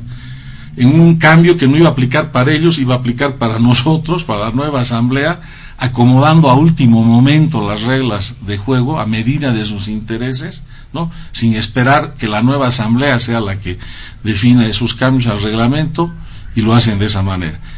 Y esas victorias pírricas a la vuelta de la esquina no van a funcionar, porque este tema, mientras no se lo supere y se lo corrige, va a ser un estigma permanente que va a recaer sobre el movimiento al socialismo, porque es una aberración, es una barbaridad, está mal, no hay por dónde. Es como el 21F, ¿no? Nos querían convencer, por ejemplo, en el 21F, de que el artículo 168 de la Constitución solamente servía para tenerlo en tu living como un cuadro decorativo y que no servía para más, porque no prohibía nada, si se trataba de la voluntad de Evo Morales, ¿no? Ese disparate de argumentación nos quisieron llevar, todo disfrazado de un fallo trucho del Tribunal Constitucional. Y lo mismo acá en el reglamento, una victoria pírrica. Creen que ganan, pero a la vuelta de la esquina se van a desgastar y seguir desgastando, y vamos a volver al mismo círculo vicioso, donde al final el mensaje es: este 55% a través de estos legisladores quiere aplastar, quiere desconocer, quiere marginar al 45% de la sociedad boliviana. En lugar de decirle, de una vez trabajaremos juntos por el país y hagamos las cosas que necesita Bolivia en este momento de crisis económica, institucional, de crisis de salud, etcétera, y estamos perdiendo el tiempo, tenemos que estar enfrascando en todas estas avivadas y vivezas criollas típicas del movimiento al socialismo, como si fueran los grandes campeones de la avivada. En eso estamos. Entonces esto es tremendo para el país, para la Constitución, para la democracia, para los valores, para la cultura política. Y aquí me sorprende que el vicepresidente tiene que estar a la altura de su discurso, si ese es un discurso real y sincero. El vicepresidente tiene que poner orden en estas cosas. Tan sencillo como eso, decir: señores, esto está mal, se vuelven a reunir las cámaras, se deja sin efecto esa supresión de las 2/3, y a partir de ahí discutimos si quieren nuevos reglamentos, pues si están mal, si están antiguos, si hay problemas con que la oposición todo va a dificultar, bueno, discutiremos, haremos un diálogo sincero y nos pondremos de acuerdo cuál es el punto de equilibrio, pero lo hagamos de buena fe, mirándonos a la cara, no como ladrones clandestinos de noche subrepticios que estamos entrando por la ventana para asaltar una casa. Ese es el estilo de matonaje del movimiento al socialismo. ¿Quieren seguir con esa apuesta? Si ellos quieren, síganla. Pero yo estoy convencido de que cada vez, si la Asamblea Legislativa no corrige el rumbo, cada vez va a estar con menor peso institucional, con menor peso de legitimidad ante la ciudadanía, y los conflictos que no los puedas resolver en un marco institucional, tarde o temprano se van a trasladar, José Luis, a la calle. Ese es el tema, es lo que nos está dando cuenta el movimiento al socialismo.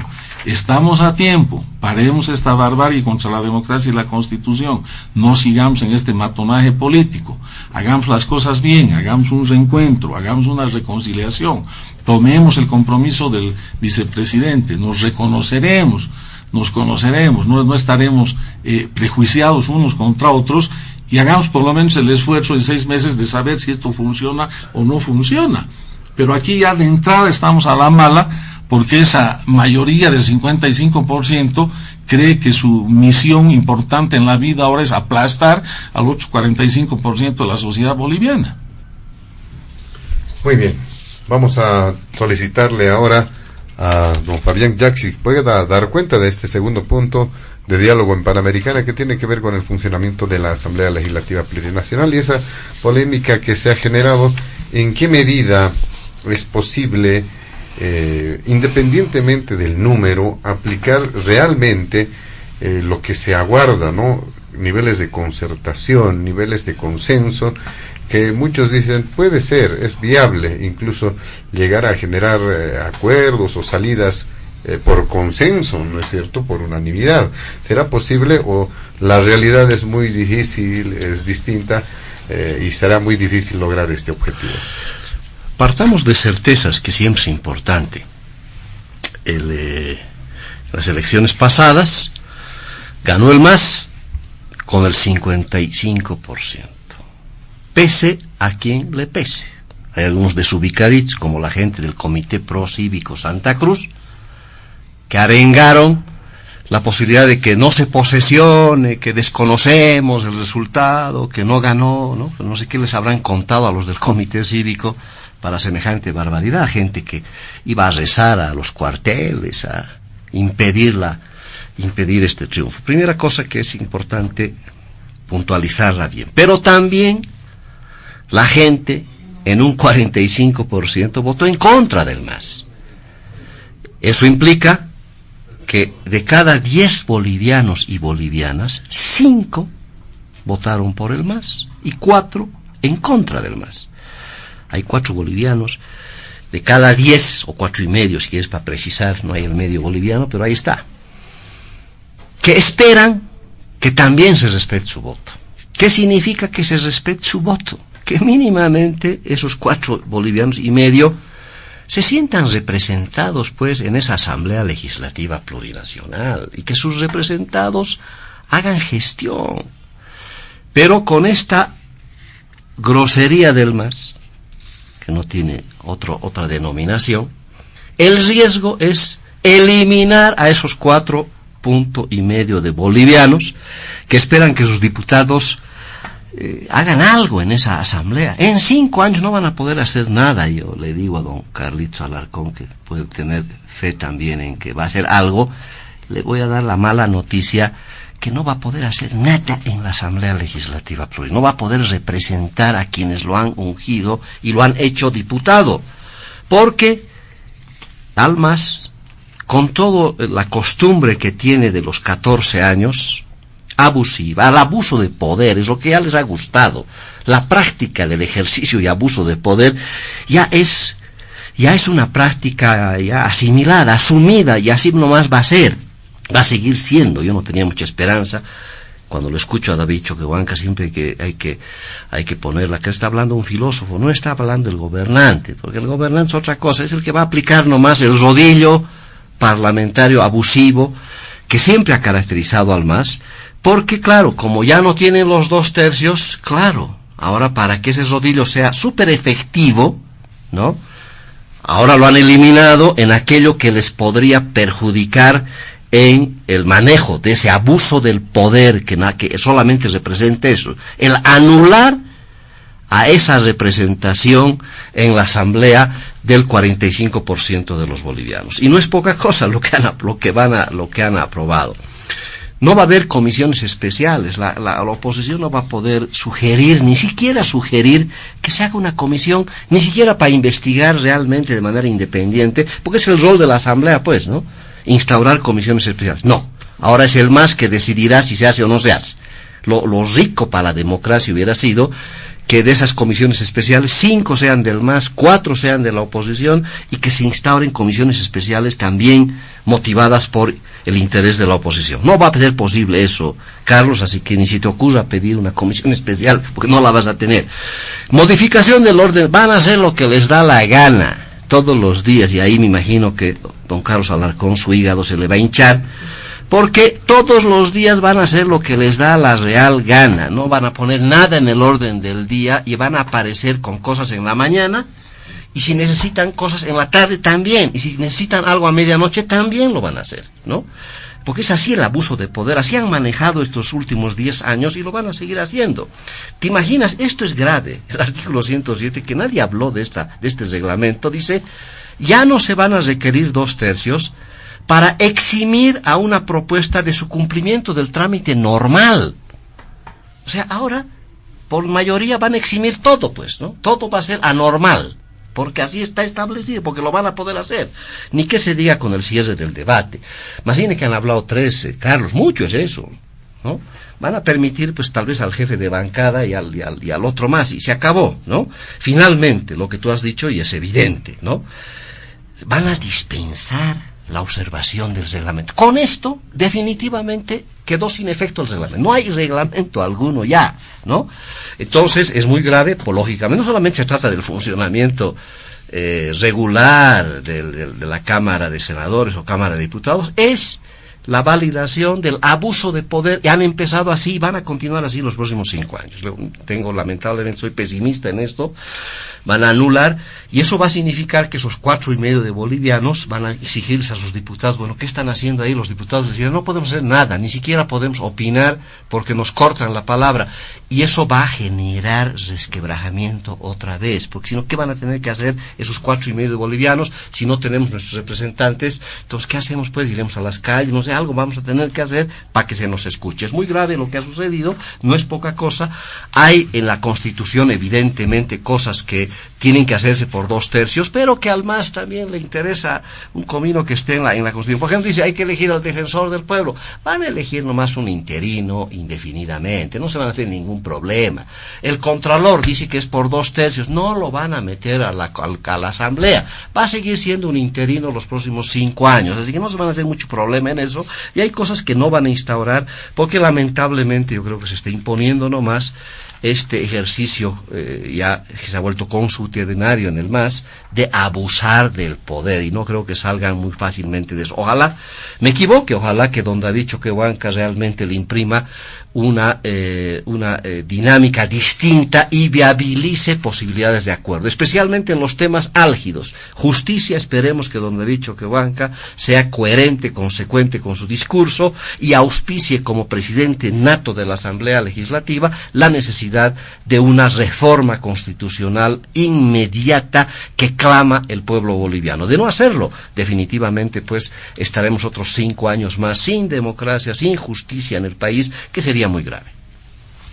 Muy bien, vamos a ir al último punto de diálogo en Panamericana, que tiene que ver con el tema de las elecciones subnacionales y sus perspectivas. Obviamente, si alguien de nuestros invitados quiere hacer referencia al anterior punto, es decir, al punto 2, lo puede hacer en esta intervención, que puede durar a lo sumo 10 minutos, si es que quieren utilizar bastante amplio para hacer referencia a lo que suponen las elecciones subnacionales y sus perspectivas. Y ni duda cabe que hay mucho que hablar al momento de hacer referencia a este tema, aunque todavía quedan muchos elementos, muchos datos por conocer, y conforme vayan pasando los días, seguramente el pueblo, la gente, el ciudadano va a poder informarse.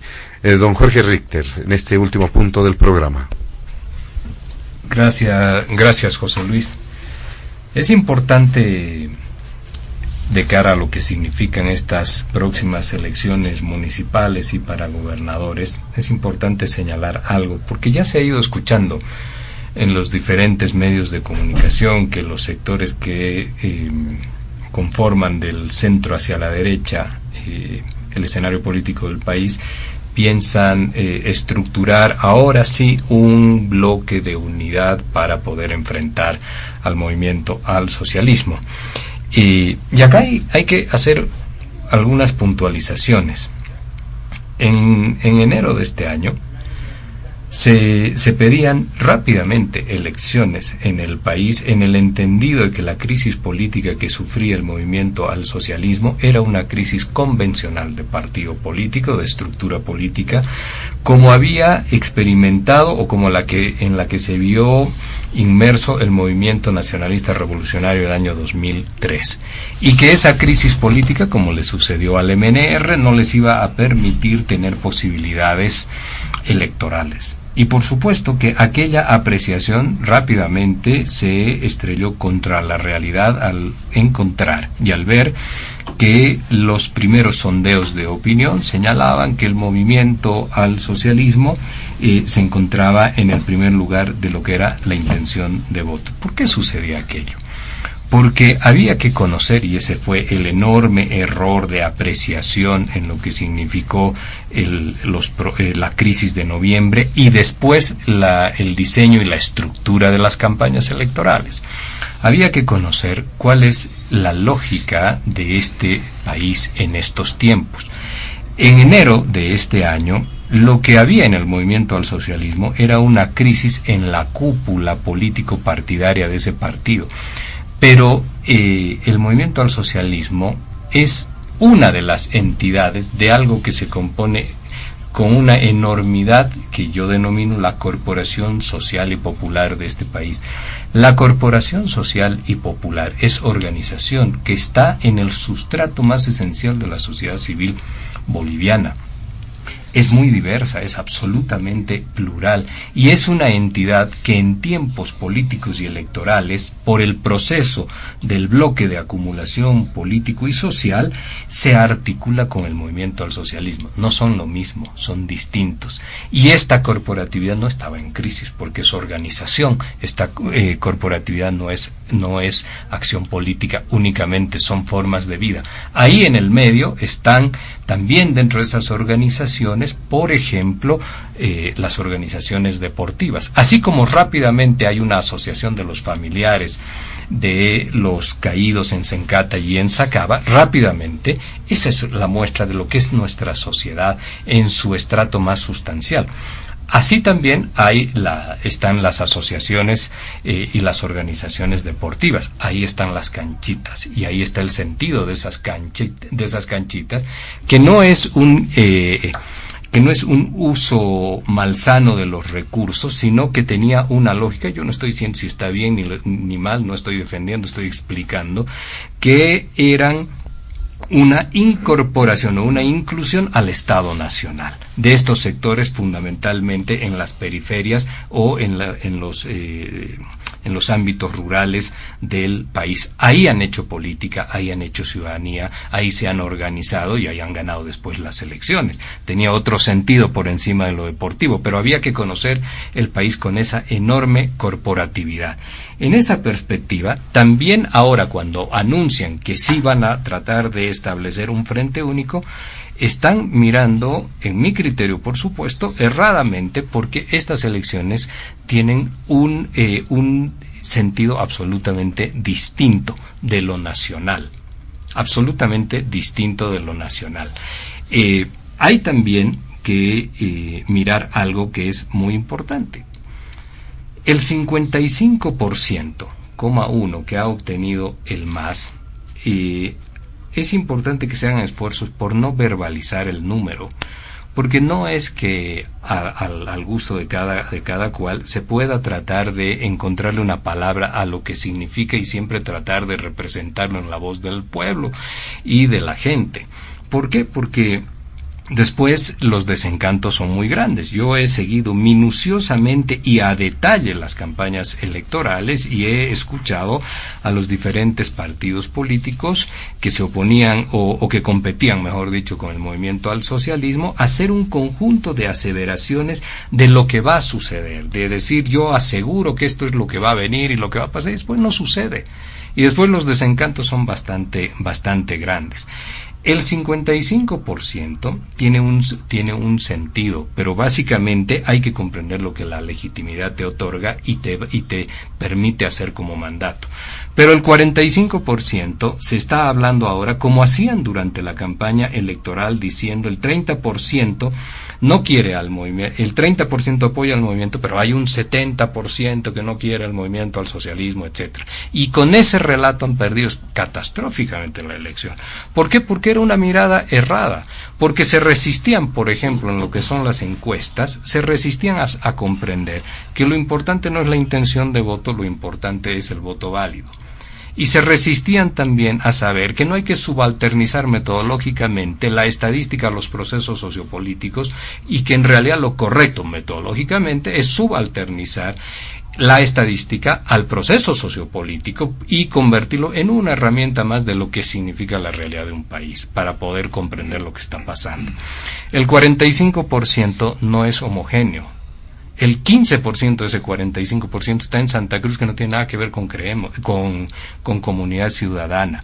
Y están haciendo algunas aseveraciones de que lo que se están imaginando, entre otras cosas, por lo que puede ocurrir con los 2/3, que van a venir movilizaciones y va a venir inestabilidad y todo. Y ahí hay que comprender que la fuerza opositora real en este país está en Santa Cruz, no está en La Paz. No es Comunidad Ciudadana, es Creemos, que tiene menor cantidad de gente en el Parlamento, porque la oposición real no es la convencional en la Asamblea Legislativa, es en las calles. Y esa oposición la tiene Creemos y la tiene el señor Luis Fernando Camacho, que construye un proyecto político que yo he explicado muchas veces en mi perspectiva, y que también lo puede dilapidar y diluir si no sigue un camino que se apegue, para lo cual evidentemente muestra que tiene dificultades, un camino democrático. La verdadera movilización del país está en Santa Cruz y está en algunos sectores en Cochabamba, no está tanto en la ciudad de La Paz. Entonces, es importante que los sectores de oposición hoy día entiendan a cabalidad qué significa ese 45%. Y también, esto es solamente una sugerencia, yo no participo ahí, entiendan también que es muy importante poder comprender, ver que estas elecciones, que las elecciones subnacionales, las de alcaldía, etcétera, tienen un sentido distinto. Y que no solamente es una cuestión estadística, también tienen que comprender que dentro de lo que significa la definición del voto, lo que moviliza el voto de la gente, hay elementos como, por ejemplo, la base territorial, la estructura política partidaria y las miradas retrospectivas sobre los líderes políticos. Y termino con esto, José Luis.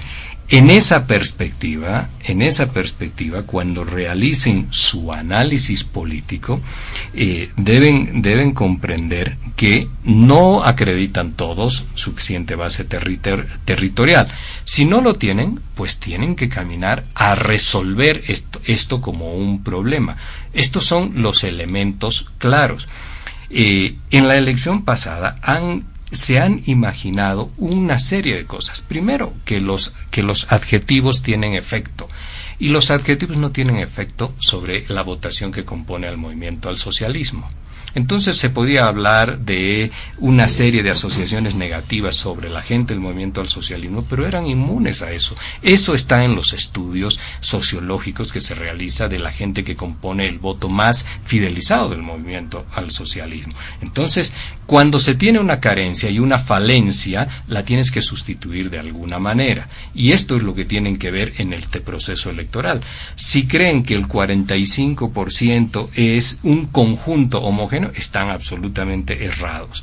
Si piensan en una ecuación o en una regla de 3 o en una sumatoria y restas muy fáciles, de que parecido a la anterior vez el 70% no quiere al masismo y el 30%, están completamente errados. ¿Por qué? Porque después los resultados te dicen algo.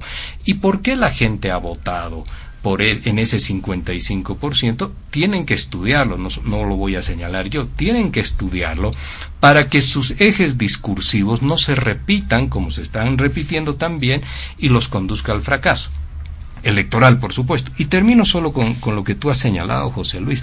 Tú has hablado, cuando le hacías la pregunta al señor Jaksic, cómo ve estas lógicas de consensos y de diálogos. El consenso y el diálogo es una construcción social. Y para construir tienes que generar ciertos niveles de confianza. Desde tu parte, los del MAS que hagan lo que les corresponden, pero desde los sectores, porque acá está el señor Alarcón, que es de Comunidad Ciudadana, desde estos sectores trata de liberarte lo que son los adjetivos, porque los adjetivos no generan confianza y no puedes pedir construir un diálogo cuando tus palabras están contra lo que significa un diálogo, ¿no? Entonces, que los del otro lado asuman sus responsabilidades, pero yo, en la perspectiva del análisis, sugiero que sepan construir diálogos sin agresiones. Y si el otro no replica aquello, pues insistan en esto, porque el ignorar todos estos elementos que acabo de dar conduce a derrotas electorales catastróficas, como ha sido la del 18 de octubre para los sectores que se oponían al movimiento al socialismo.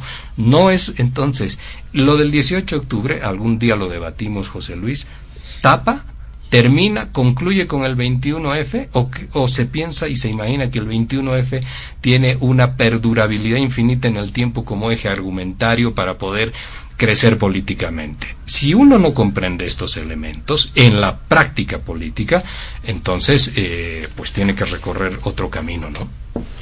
Muy bien, le agradecemos a don Jorge Richter Rápidamente le damos paso al doctor Carlos Alarcón para abordar el último punto del programa, que tiene que ver con las elecciones subnacionales y sus perspectivas, de manera resumida, por favor. Gracias, José Luis. Con relación a la comunidad ciudadana, hemos decidido participar en el proceso electoral subnacional. Hemos dado ya un avance importante en la renovación de la alianza, porque según la ley electoral, como la alianza no tiene personalidad jurídica propia, cada proceso electoral tiene que tener, digamos, en este caso, una reeditación o renovación de la alianza, y tienes que inscribir la alianza para cada proceso electoral. En este caso teníamos la Alianza Comunidad Ciudadana para la Nacional, y ahora la vamos a renovar para las elecciones subnacionales, ¿no? Cuando ya tienes, pero si tienes un registro a nivel nacional, eso te sirve para participar en cualquier elección subnacional en cualquier lugar del país, tanto a nivel de gobernación como a nivel de alcaldías o de regiones. En el tema de la votación nacional que hemos obtenido, hay algunos datos reveladores. No quiere decir que automáticamente se traspasen al nivel subnacional, porque a nivel subnacional, a diferencia del nacional, más que el elemento partidario o estructural, pesa el elemento personal, ¿no? Las personalidades que específicamente van a estar compitiendo, ya sea para ser alcaldes, gobernadores o subgobernadores o administradores regionales, ¿no? En las regiones en los departamentos que tienen autonomía regional. Entonces, sin embargo, es un interesante punto de partida que hemos tenido a nivel de departamento, buenas votaciones en Tarija, ¿no? Hemos ganado en el Beni. En Chuquisaca hemos perdido por muy pocos puntos, pero hemos tenido a nivel departamental muy buena votación. Y a nivel de ciudades capitales, también importantes votaciones. Hemos ganado en la ciudad de La Paz, por ejemplo. Hemos ganado en ciudades de Tarija, de Potosí, hemos ganado en el Beni. Entonces todo eso te hace ver de que obviamente tenemos que ampliar el espectro de la alianza para que sobre todo logremos tener mejor llegada con una buena propuesta, varias buenas propuestas, porque esa es otra particularidad de las elecciones subnacionales. A nivel nacional puedes tener una propuesta global país, como la tuvimos en un programa de gobierno Soluciones, pero ya a nivel subnacional tienes hasta que particularizar tu programa de gobierno. Probablemente la propuesta para ganar la alcaldía de Sucre no sea la misma, y no va a ser la misma que la propuesta para ganar la alcaldía de La Paz. Pero ese elemento particular, tanto de programa y propuesta como de personalidad que va a competir para el cargo, tiene un peso muy significativo y mayor al peso que tienen estos dos elementos a nivel de una elección nacional. Entonces, obviamente tenemos que lograr ampliar el espectro de la alianza, sobre todo para llegar a aquellos lugares de votación donde no nos fue bien en la elección nacional, ¿no? Estás hablando de ciudades intermedias, de áreas rurales. Ahí se tiene que hacer un trabajo mucho más minucioso, más profundo, para ver de qué manera se puede lograr conseguir un resultado electoral que sea positivo. Pero un elemento, yo te diría, importante también para destacar en esta pregunta de la perspectiva, es que no debemos olvidarnos que en el mejor momento electoral del régimen de Evo Morales, ¿no?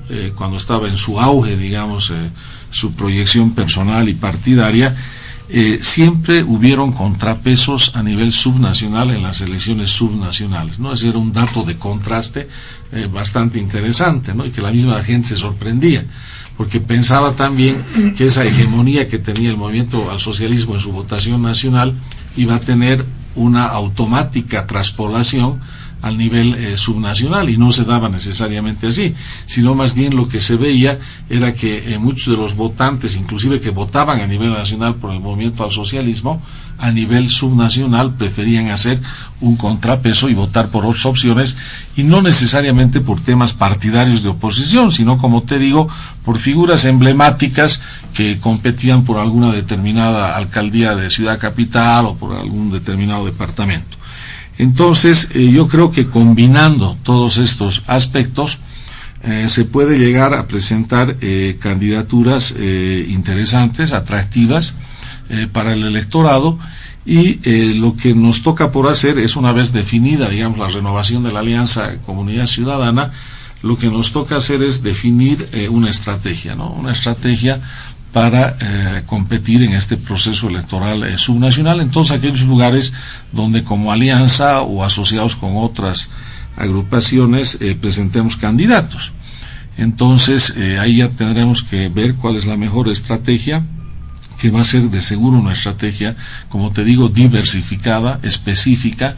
No puede ser una estrategia global y común, porque cada municipio donde participes o cada gobernación donde participes tiene sus propias particularidades que no necesariamente se adaptan de un lugar al otro, y eso lo vamos a tener ya hay nombres que analizar. No, todavía ninguno, recién estamos en la renovación de la alianza, que ya la hemos concretado ya el acuerdo político con los principales socios y aliados, y ahora estamos para definir la estrategia, que es el paso 2, y después recién ya viene el tema 3, que va a ser el de nombres, ¿no? Entonces ahí, cuando los tengamos, obviamente, oportunamente los vamos a hacer conocer a la opinión pública del país. Muy bien, para finalizar también este mismo punto, y sin duda con un amplio bagaje de conocimientos, porque en los últimos años don Fabián Jaksic también ha estado involucrado en este tema subnacional, y por ejemplo en La Paz, don Félix Pazzi vuelve a la candidatura, no es así, lo propuso él mismo al director del CEDES, eso para partir como un ejemplo de lo que podría ocurrir a nivel nacional y entender en su verdadera magnitud lo que puede ocurrir. Ya lo decía el doctor Alarcón, el fenómeno de los equilibrios que se presentan a nivel regional ya ocurrió con Soledad Chapetón en el Alto, por ejemplo, ¿no es cierto? Y tomando en cuenta esa experiencia, y además de que hay quizás cierta molestia en el Alto contra la cúpula del movimiento al socialismo, quizá pueda ser distinta la situación en el Alto. Esto como ejemplo, sin duda tiene una visión más nacional cuando hablamos de las elecciones de municipios y departamentos. Don Fabián Jaksic. Bueno, esta elección llamada subnacional es sin duda distinta a la nacional, porque está en juego una de las patitas estructurales del nuevo Estado que estamos queriendo construir todavía, que tiene que ver con las autonomías y que tiene que ver con la distribución territorial del poder. Es una elección territorializada, por tanto, con especificidades territoriales que quienes van a competir tienen que considerarlas al momento de definir sus estrategias y sus perfiles electorales. En algún caso, en el territorio se reforzará lo que sucedió en la elección inmediata anterior, la nacional. Es probable que en algún caso pueda suceder, o todo lo contrario, pueda ser totalmente distinto el resultado. O sea, no es mecánico, sin duda, lo sucedido el 18 de octubre y lo que podría suceder en cada uno de los territorios, porque tiene lógicas distintas. La gente estará esperando pues elegir a un alcalde, un gobernador que le garantice continuidad con todo lo bueno que se haya podido hacer en una gestión municipal o departamental, pero además esperar agendas de desarrollo local y departamental que son territorializadas, que son distintas, de interés de vecinos, de interés de actores económicos, sociales, que son distintos pues a una elección nacional. Y ahí, claro, el mensaje es distinto, el mensaje puede ser gravitante, pero sobre todo liderazgos locales que hagan una incidencia sobre posibles resultados. Y por eso me voy a permitir hablar de lo que ha sucedido en la anterior elección, porque claro, es muy difícil encarar una elección subnacional comparando con la nacional. Creo que es mejor ver lo que ha pasado en la anterior elección subnacional, el 2015, y ahí en el caso de La Paz, por ejemplo, ¿qué es lo que sucedió en el departamento de La Paz? El MAS salió de una elección nacional ganando todo el departamento, como sucedió ahora el 18 de octubre, con dos municipios donde ganó Comunidad Ciudadana en todo el departamento, fue La Paz y Chulumani, pero en el 2014 ganaron en todos los municipios prácticamente el candidato de ese entonces, que era Evo Morales. Había una dominancia enorme. ¿Pero qué pasó?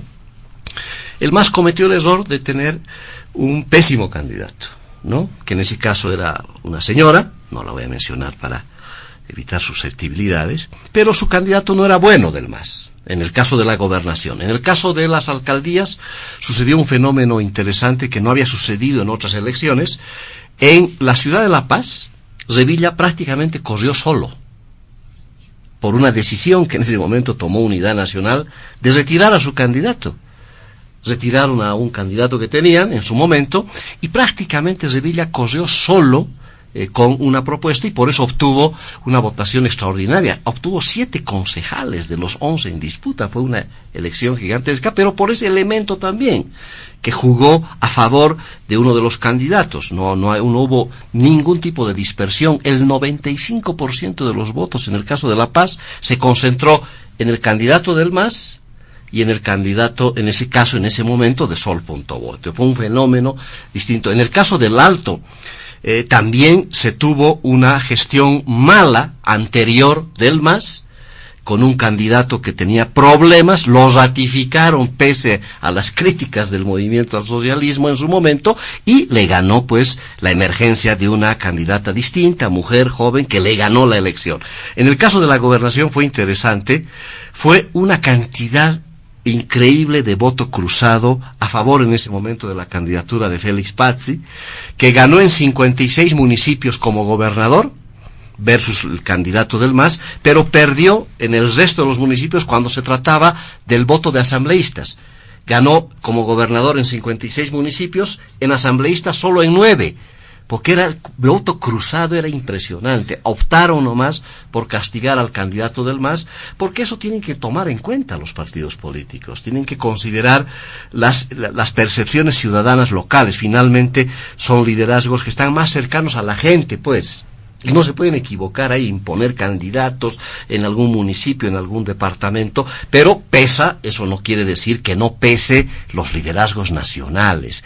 Va a pesar, pero no es el determinante, el dominante, y por supuesto aquí estará en juego el futuro de las autonomías. Y ahí esperemos, esta va a ser la tercera generación de alcaldes y gobernadores con la nueva constitución política del Estado, con este perfil autonómico, y dependerá pues de el tipo de liderazgos que vengan hacia adelante para conseguir profundizando el proceso autonómico, que más que en manos del nivel central del Estado está también en las entidades territoriales autónomas. Estos alcaldes y gobernadores que elijamos, ojalá vengan con el chip autonómico, sea de partido que sea, para profundizar ese ideario nacional, local, departamental. Son elecciones distintas, los partidos considerarán también especificaciones de ofertas electorales concretas que atingen al vecino, a los sectores sociales en cada uno de los territorios para encarar una elección exitosa o no. Pero evidentemente lo sucedido en La Paz el 2015 también nos tiene que llamar la atención. Una excesiva dispersión de opciones da cuenta de que en el caso de alcaldes, recordemos, el que gane puede ganar por un voto. No es como la nacional, no hay segunda vuelta, no hay de dónde. Hay listas separadas de concejales. Puede darse el fenómeno de cruzar también el voto, donde los concejales puedan tener mejor apoyo. Todavía el diseño, yo creo, de la papeleta a nivel municipal todavía no es el mejor, porque aunque es lista separada, pero nadie conoce a los candidatos a concejales. Hubiera sido bueno que en la papeleta por lo menos salga la foto del que encabeza ese consejo. Podría ser interesante, pero no es así. El partido ahí todavía incide enormemente. En la gobernación es distinto. Ahí sí hay segunda vuelta. Pero también hay listas separadas. Y hay un problema que yo quiero introducir, si me permiten, en Panamericana. Hace 15 días yo presenté un proyecto de ley al presidente del órgano electoral.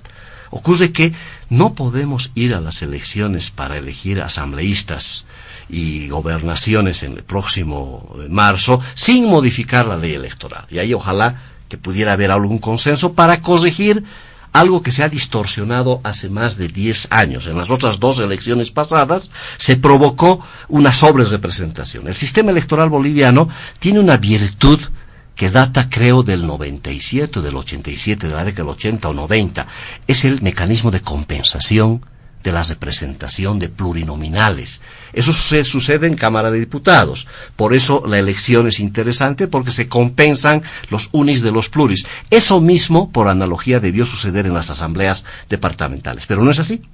Hay también plurinominales, pero por una decisión torpe, mal, equivocada de hace 10 años, se introdujo en la ley electoral que no se aplica lo que se aplica a nivel nacional. Y eso es terrible porque ha provocado sobrerepresentaciones. Que si yo, el partido mayoritario que consigue todos los uninominales, además tiene la posibilidad de conseguir todos los pluris. No se compensa como en diputados. Y eso es terrible porque ha ocurrido sobrerepresentaciones, distorsiones de lo básico en una democracia representativa, que es proporcionalidad de la representación en las asambleas de acuerdo al voto que obtienes. Eso se logra con estos mecanismos de compensación que lamentablemente han sido excluidos para las asambleas departamentales. Ojalá haya voluntad también de ir corrigiendo estas cosas, porque es muy complicado. Se excluyen a minorías, a agrupaciones que tienen, que son importantes en su presencia, en su votación departamental, pero como no hay esta compensación, el voto mayoritario se impone y se excluyen a opciones minoritarias, como ha sucedido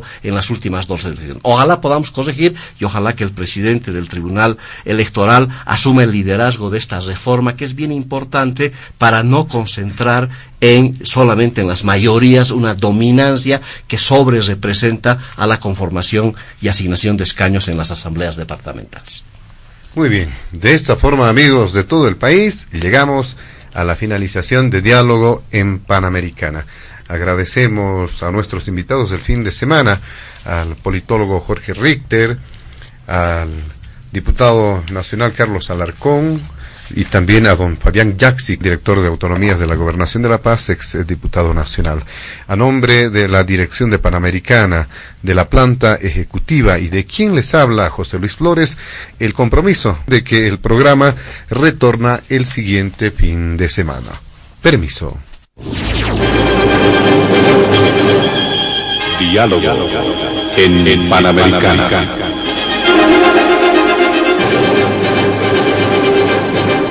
La radio agradece por la atención prestada al programa de hoy. Les invitamos a la próxima entrega del Departamento Periodístico de Panamericana, cuando anunciemos.